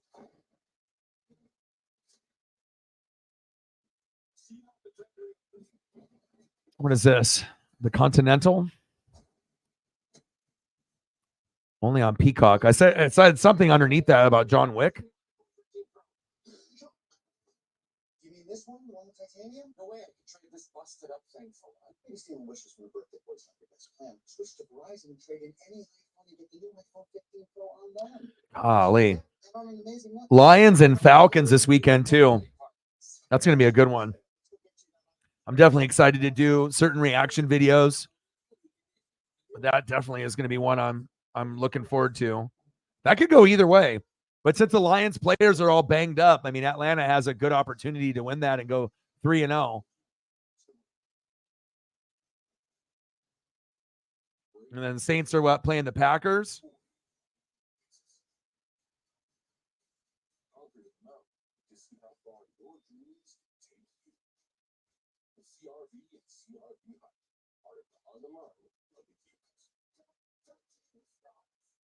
Go Saints. Saints, Falcons, Bucks. Let's go.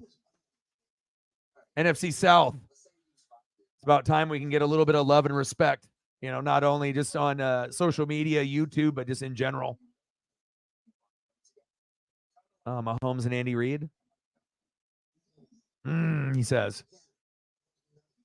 The Nuggies, he said. Oh, watch out for the Nuggies. Andy Reid likes the Nuggies. Andy Reid likes the burgers, though. God, now I want Nuggies now. I want a burger and all that. Chicken sandwich, chicken fingers, chicken tenders, chicken nuggets, hamburger. Golly.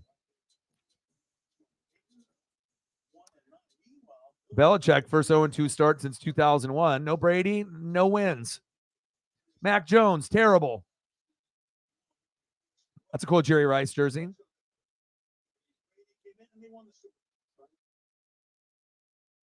early, but it is time to panic if you're a fan of your team's 0-2. Every week it's time. Vikings and Chargers, that's who's panicking. Both 0-2. That one will be a shootout. That's going to be a hell of a reaction video. Shitloads of points scored in that one.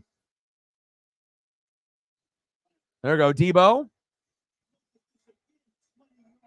First down, Niners. And, of course, Shep has Debo. Fuck. Oh, is he hurt? Uh-oh. Uh-oh. Debo, get up. Oh, I don't want him to get hurt. He got fucking hit hard, too, by like 3 or 4 guys and got sat on. He might have got the wind knocked out of him. Hopefully he didn't break a clavicle or something like that. I don't want to see players that I'm going against in fantasy get hurt or having my friends like lose their star pieces.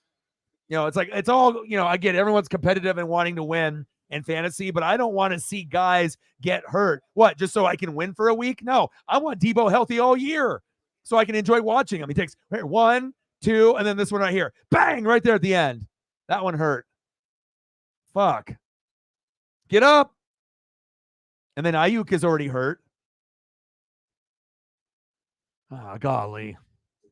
All right, now I got to pull up some Debo for some. I hope things are okay.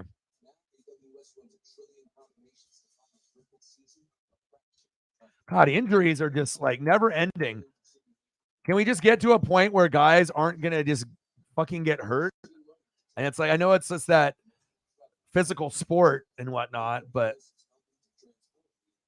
prayers up for Debo. I hope it's just, you know, something not too serious, but the way that he was grabbing, you know, like if you usually grab your shoulder up there, sometimes it's the clavicle. And if you crack your clavicle, you're fucked. You're done. So hopefully it's not that.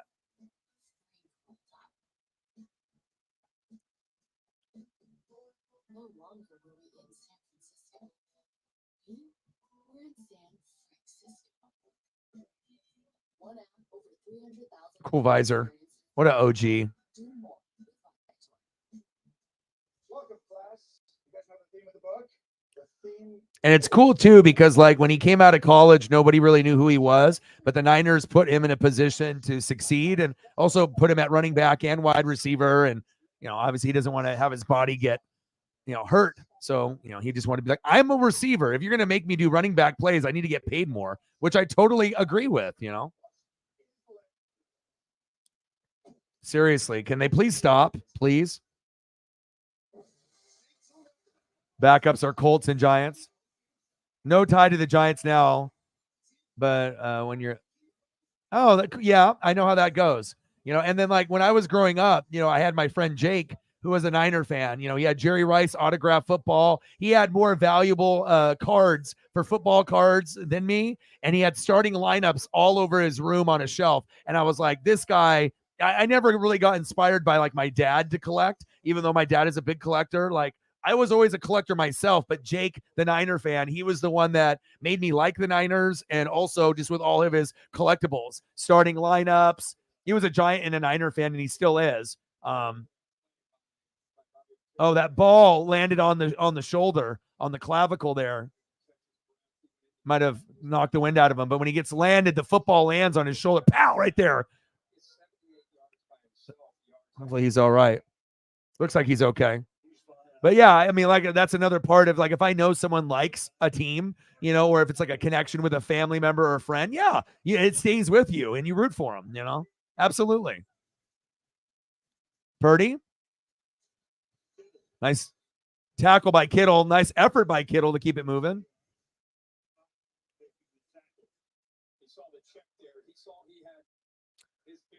Who's your favorite Colts and Giants player back when you were rooting for him? Debo with 15.4. Ooh.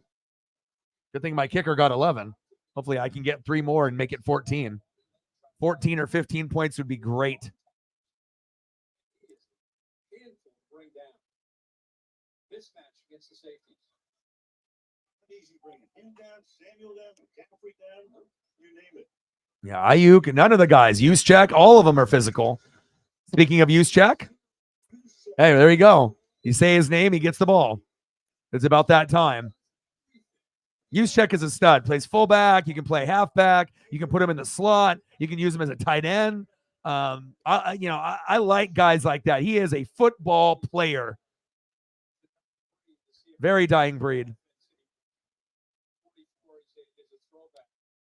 Jerry Rice, 94 jersey with that 75th anniversary patch. The best patch on a football jersey known to mankind. Barry Sanders in 94, Dion in 94, Joe Montana, Jerry Rice in 94, or Jerry Rice in 94, and then obviously the Steve Young 94. But really the main ones are that Barry Sanders in 94, Dion, and then obviously Rice, anybody that was, somebody in 94.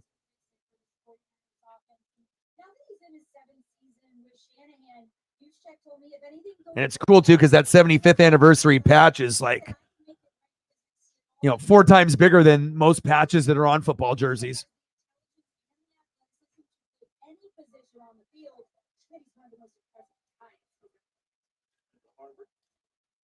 (23-12) Niners.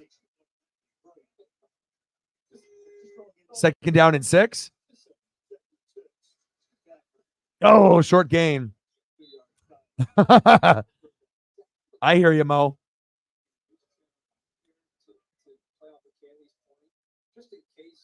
All right, less than 8 minutes to go. Bleeding the clock. I mean, at this point, you could be, using Juszczyk. You could do a QB sneak. You can use it to Juszczyk. You could end up going to Elijah Mitchell. I mean, you got many, many options here. You can hand it off to Debo. Well, he's in the backfield, so maybe some kind of jet sweep. Let's see what they do here. Purdy.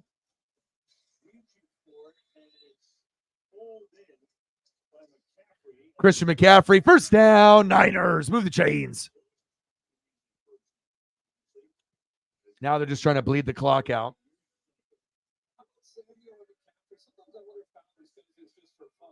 McCaffrey, 22.6.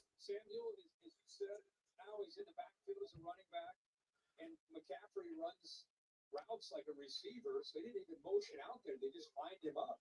out there. They just Hell, you could put McCaffrey in the slot and Debo in the backfield. He's got him. And he uses all of them. First down and 10. Hand off to McCaffrey. Nice tackle. Second down. All right, I need 2 more runs, right? And then not a first down. And then I need a Moody with like a 40-yard field goal. Boom. 4 points for Doggy Dog. 26-12 Niners. How does that sound? Moody. Second down and 8. All right, Giants defense. I need plays on the next 2 downs, second and third. Let's go. Come on, Thibodeau, make a play. Floater. Oh! Touchdown, Debo. Damn. And I'm going against that. Fuck. Golly, Debo with 25. Shit. Did he get his feet down? Fuck. Well, at least I get the extra point, I guess. Debo.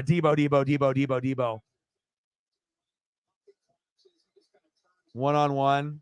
Nah, that was a touchdown. Fuck. What a touchdown. Mannings. Arch E. Peyton and Eli. Extra point is up, and it's good. 30-12. At least I got 12 on fantasy then. Golly, 25.1 from Debo. Shep.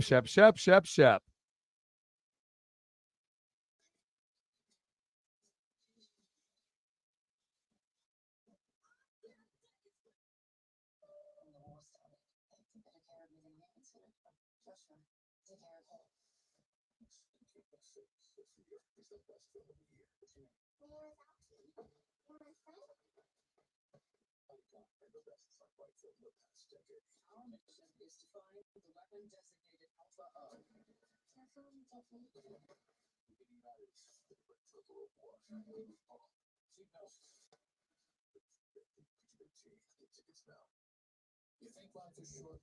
Football is short. The regular season is just 18 weeks. Just 3 days a week. Sometimes just 1 game a day. So cherish every over and under before it's over on FanDuel. With live betting on every NFL game. Because before you know, a cold night at the Buffalo Bills game was just be a cold night at Buffalo. Bet $5 and get $200 in bonus bets guaranteed. FanDuel, America's #1 sportsbook. You ever feel like the only place you can buy cars is a car commercial? Oh, this isn't a car commercial. This is an Auto Trader commercial. And this is one of the millions of new and used cars that you can find on Auto Trader. You can find cars like the ones on your favorite show. Oh, no. Or the cars this show. Get out the water. I bet I can even find the cars in my feed. Sure can. You can even find the cars in a movie on Auto Trader. Oh, God. All right, we're going back in time. Watch on Sunday. Hours of commercial-free football. Now we will build for days like today. Let's go to the outdoor box. Every touchdown. Sunday afternoon. Football. You gotta love it. Go to NFL.com/RedZone and get it now. It's a cool card.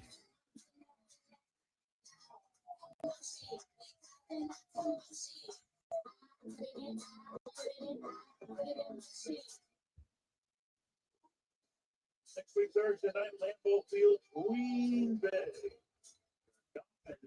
Lions and Packers.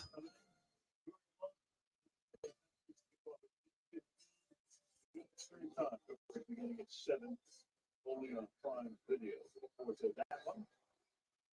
The Tundra is not frozen in September. We'll be there than last year. All right, I got one more. One with helmet on and one with helmet off for Mogumbo. Let's go. I love that. Look at that. So cool. I love old school football and baseball cards like a lot, like even basketball. But I like stuff that's, you know, from the 70s, 80s, and 90s. That's like my favorite.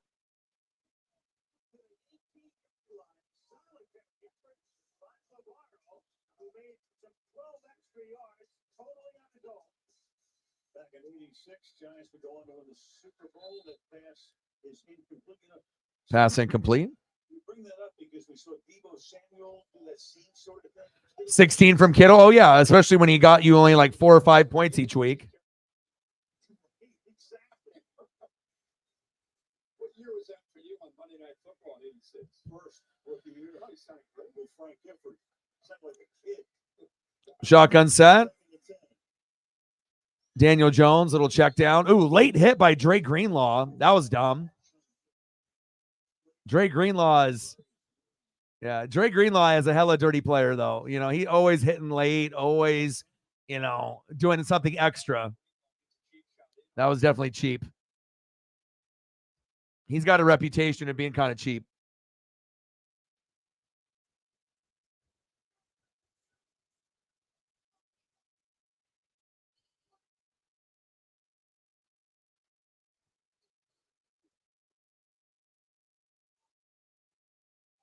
Unnecessary roughness, 15-yard penalty. First down. That's what it should be.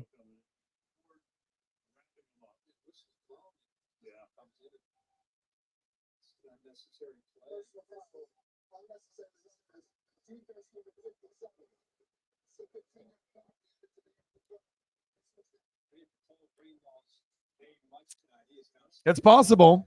It's possible.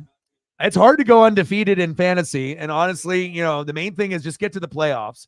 You know, even if you just win every game but 1 or 2, I mean, the main thing is, I mean, you want to shoot for, I mean, if there's like 14 weeks before it goes into the playoffs or whatever. So, I mean, obviously going 14-0, 13-1, 12-2, you know, 11-3, 10-4, you know, but you probably want to shoot for like 10 wins, you know, to try to make sure that you get in 8 or 9 at the very least. But I just want to be able to give my A effort every week, regardless of how many guys have red or how many guys, you know, are on my bye week.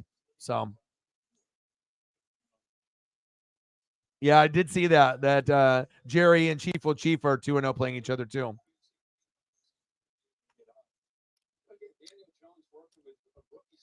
But like, what are the chances that me and Shep play each other and then we're projected for like the same amount, like 135? Like if we were playing anybody else this week, that we both would probably win. But now we have to play each other. So top 4 make the playoffs. Yes.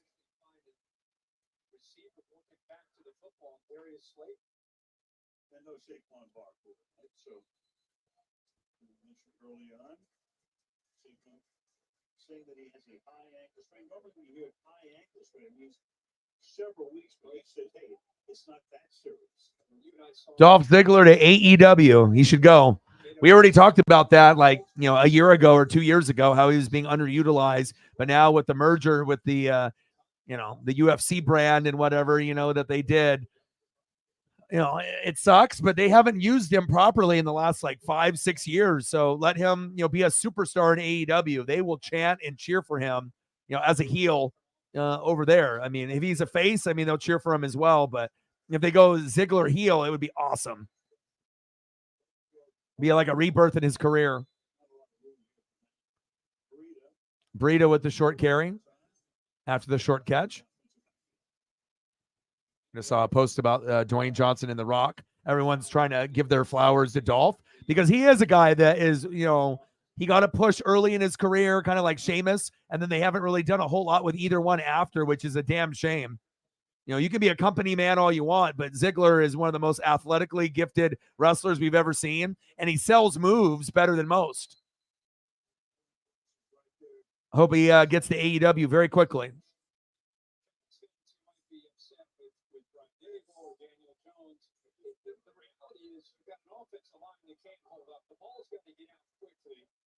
So 19 years for Ziggler. Third most in WWE history with 1,554 TV matches. 2-time heavyweight champ, 1-time NXT champ, 6-time Intercontinental champ, 2-time United States champion, 4-time tag team champion, 1-time Money in the Bank. I mean, a guy is a seasoned vet. Tipped. Oh, there's a pick. Talanoa Hufunga. Hufunga, baby. Another field goal for O-Dog.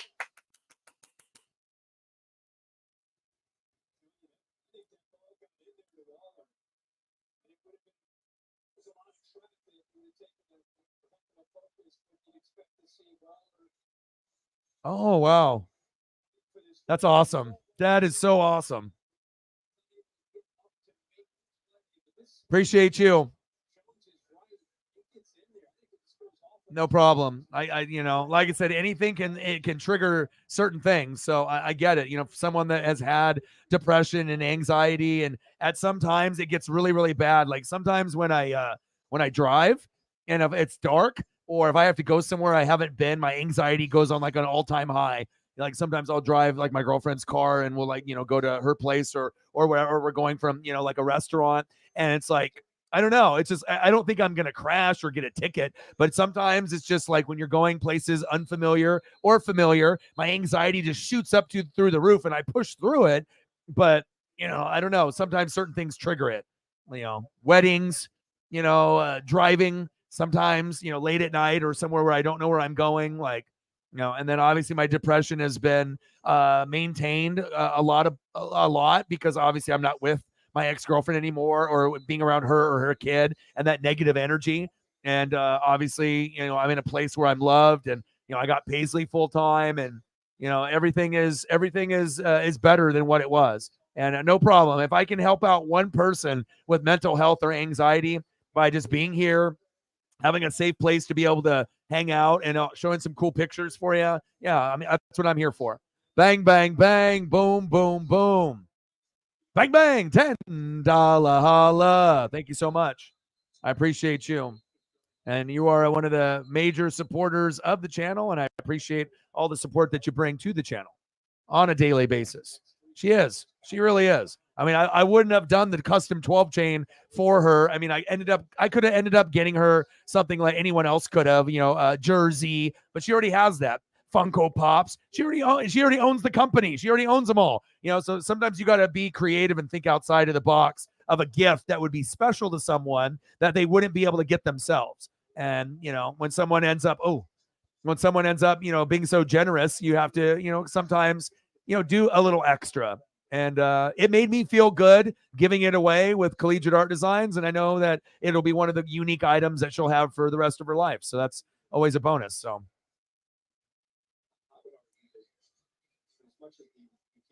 Oh, good. Well, let's just be thankful that the Seahawks didn't lose to the Lions. That's a guarantee with the Lions beating the Seahawks. If that would have happened, and then with your mom, it would have been a very hard week. You think your week was tough now. It would have been much more difficult, and you probably would have had to skip out on the nest all week with all the negative comments. And obviously you need to be a part of both places, here and there.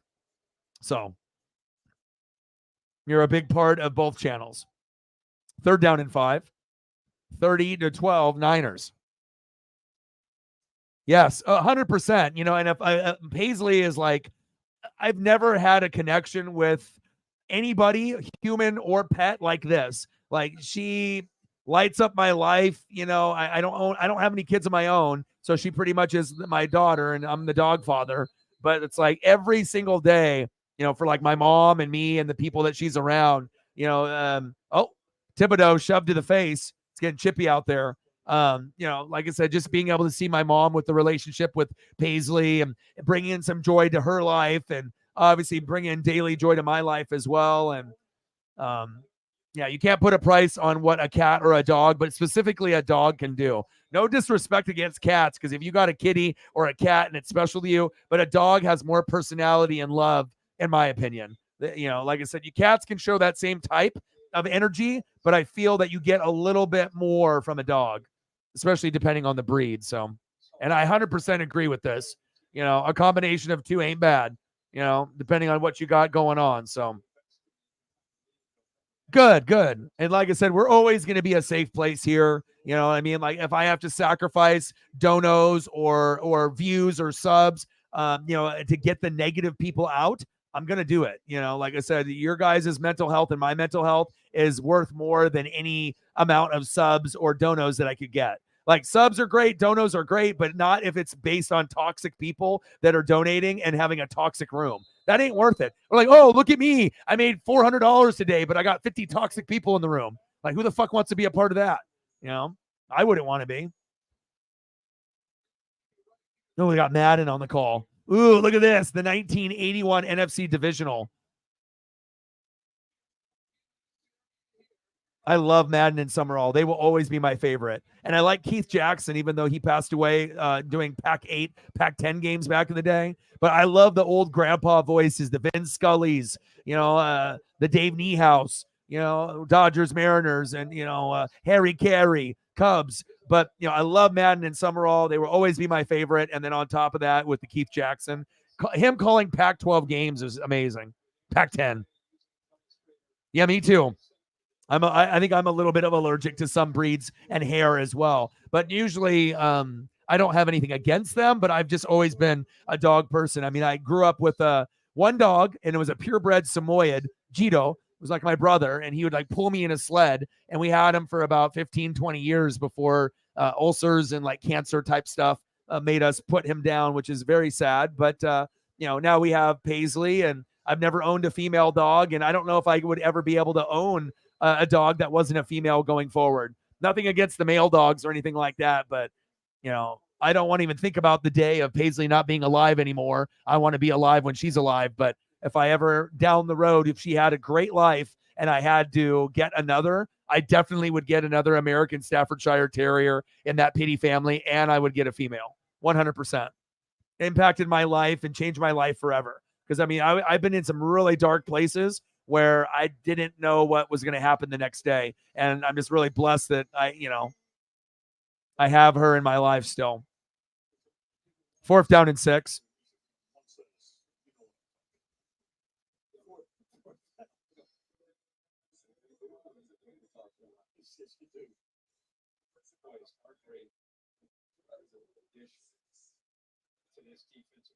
Bosa gets so much attention. Drake Jackson on the other side, really coming on in his second year. John mentioned continuing to invest in that defensive line, and it's paying off. Dylan is 6 on the right.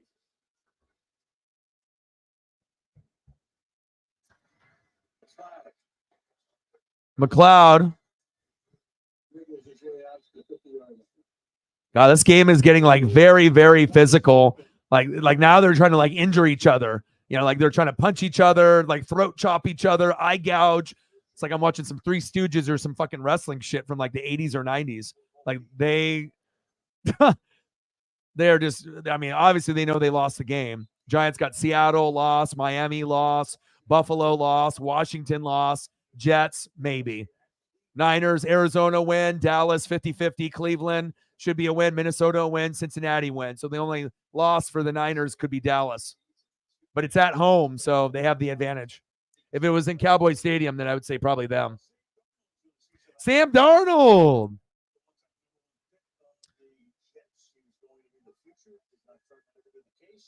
Yeah, but Paisley's got so much personality. And you know how sometimes people like love dogs, you know, when they're little and they're babies. Like, remember when I got her on the channel and she was like literally 5 pounds and could fit in my hands. And then now she's, you know, long and, you know, she weighs like 55 pounds. But I actually think I love her more now than I did when she was a baby. And I loved her when she was a baby. But just being able to see her grow in front of my very eyes like a child, like I can't put a price on that. Very precious to me in my life. You know, Erica's great in my life. Paisley's great in my life. Mom and dad, you know, great in my life. You guys, you know, a lot of times when we do sports, you know, we also talk life. And I think that's really important too. It's like, you know, free therapy for each other. Being able to express ourselves, even if we can't see ourselves face to face with each other. John in the building. How are you, brother? Yes.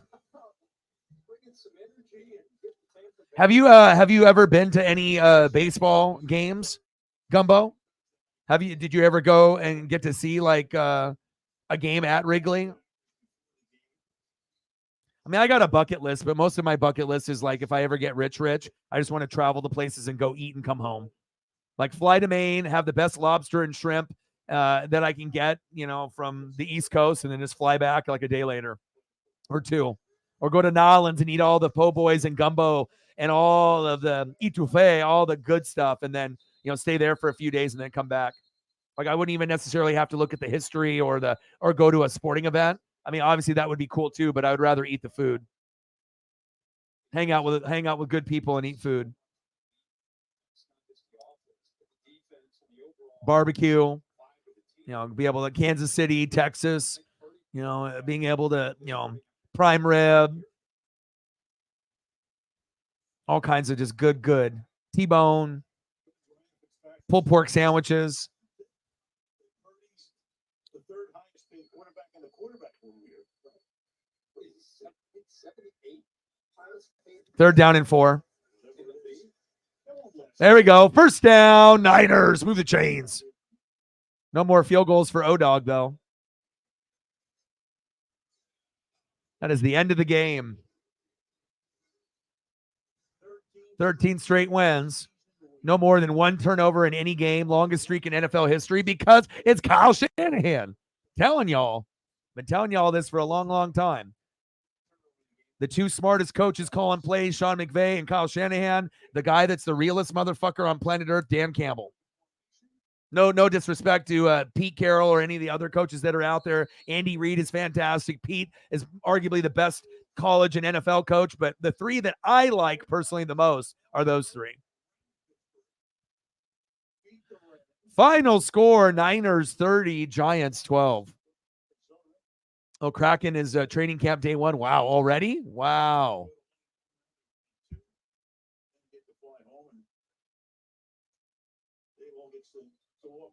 Well, Debo got 25, and he's projected for 141. I got 12, and I'm projected for 137. So we'll see what happens. But he's got Puka with an injury, Aaron Jones with an injury, Sanders, Reynolds, and Myers on his bench with injuries.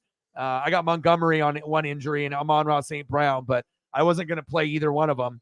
I was going to go with Jefferson, Evans, and Allen, and then I was either going to do Jacksonville D or Cleveland. So we'll see what happens. $7 afternoon tickets. Wow, that's crazy. October 10th in Vegas. Nice. All right, what do we want to do here? Do we want to just call it a day?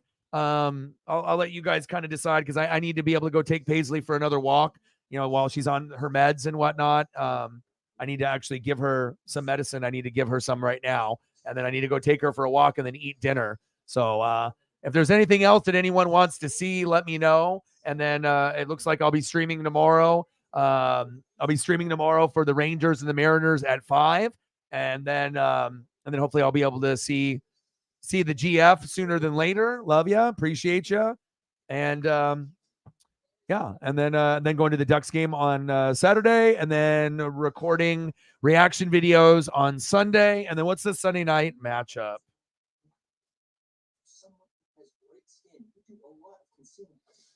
We got Colts, Ravens, Titans, Browns, Broncos, Dolphins, Patriots, Jets, Bills, Commanders. I'm looking forward to that.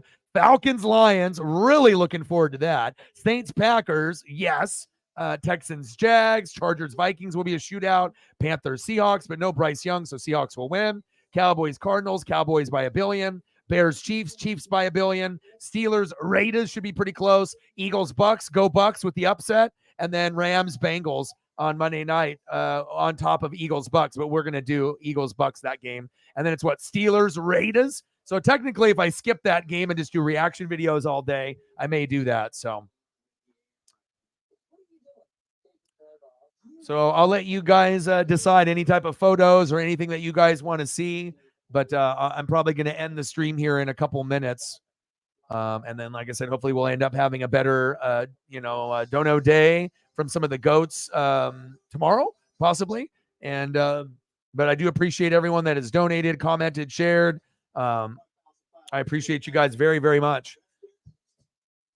But we got a couple minutes. Anything else that you guys want to see? Just comment below and let me know.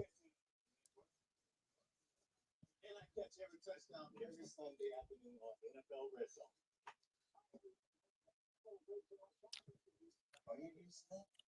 All right. Are we all under the understanding, or we're gonna call it a day then? At this point, yeah. I just want to make sure Paisley gets the proper exercise that she needs, even though that she's still doing the medication. So, all right. Well, I guess that'll be it. Final score: San Francisco 49ers 30. One of the best teams, in the National Football League, not only in the NFC, but in the NFL overall, a Super Bowl favorite by far. And then the New York Football Giants 12. I guess it wasn't as bad as the 40-0, but I love you guys and I appreciate you guys very, very much. I hope you guys have a fantastic day. And Richard Sherman coming over to the table there. And we'll be live tomorrow for the Rangers and the Mariners at 5 p.m. Pacific time. So I'll make a nice thumb for that. And it'll be an awesome game. And then Ducks on Saturday because of Mike and Mo Gumbo. Thank you guys so much. I appreciate you so much. Me and Dave are going to have a blast. And hopefully I get good connection out there at the tailgate and at the game. Sometimes, depending on the provider, the signal isn't the greatest. But hopefully I can do at least a little bit, at that point. So 3 blocks from Wrigley? No way. You did? Wow. $4 40-ounce old style beer, hot dog. Hold the tomatoes and cucumbers. Wow. Yeah, I've been to and a blasted Harry Carey. I've been to Illinois once for business a few years ago, and I got a picture in front of the Jordan statue. Did not get to go to a Cubs game or a Bears game, but I did get to see a Bulls game against the Warriors. I was repping all my Duck gear, and I thought I was going to get jumped and beat up, but I was green apple top to bottom. But yeah, most of the people in Chicago were very cool. I got drinks bought for me free all night, pretty much, being a Duck fan. And that was when they were playing Utah in the Pac-12 championship. I think when Herbert might have been the quarterback at that time. So, but I love you guys and I appreciate you guys so much. Mo Gumbo, Mike, MVP, thank you so much for all your generosity. Iggy Shuffle, Icky Shuffle or Iggy Shuffle? Are we talking about Icky Woods? What shuffle are we talking about?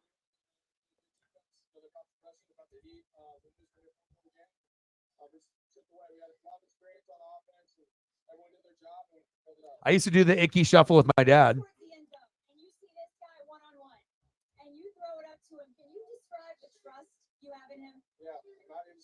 Away because I know Devo come down to it, man. He's special. I mean, get involved in space and see what he does and pulling defenders and everything. It's awesome. A little stop and go, a little over the shoulder. That's a name for you. I don't know if that's what you're referencing, but Looks like they're checking out your rings. You're taken into the medical tent, and the next you're in the end zone. when's the last time anyone has actually even heard of Icky Woods besides when he was on that commercial, for the NFL a couple years ago? Not sure if that was what you were talking about, but hey, 2 really cool old school photos from back in the day. Okay, I was like, Iggy Azalea? I don't know what kind of shuffling Iggy is doing. Maybe hanging out with some of the rappers like Tyga and whatnot and some others, but there we go. A little Icky shuffle. Bum, bum, bum, bum, bum, bum, let's go, baby. Little Icky shuffle. I love you guys and I appreciate you guys very, very much. I appreciate all of y'all. Thank you to everyone that donated, commented, shared, and thank you so much for your generosity, Mike and Mo Gumbo. And I'll be back tomorrow for the Rangers and the Mariners at 5 p.m. Pacific time. Final score, Niners 30, New York Football Giants 12. And I got one question for you. Who talk sports like us? Your boy Ryan, Northwest Sports Fanatics, and I'm out. Gang.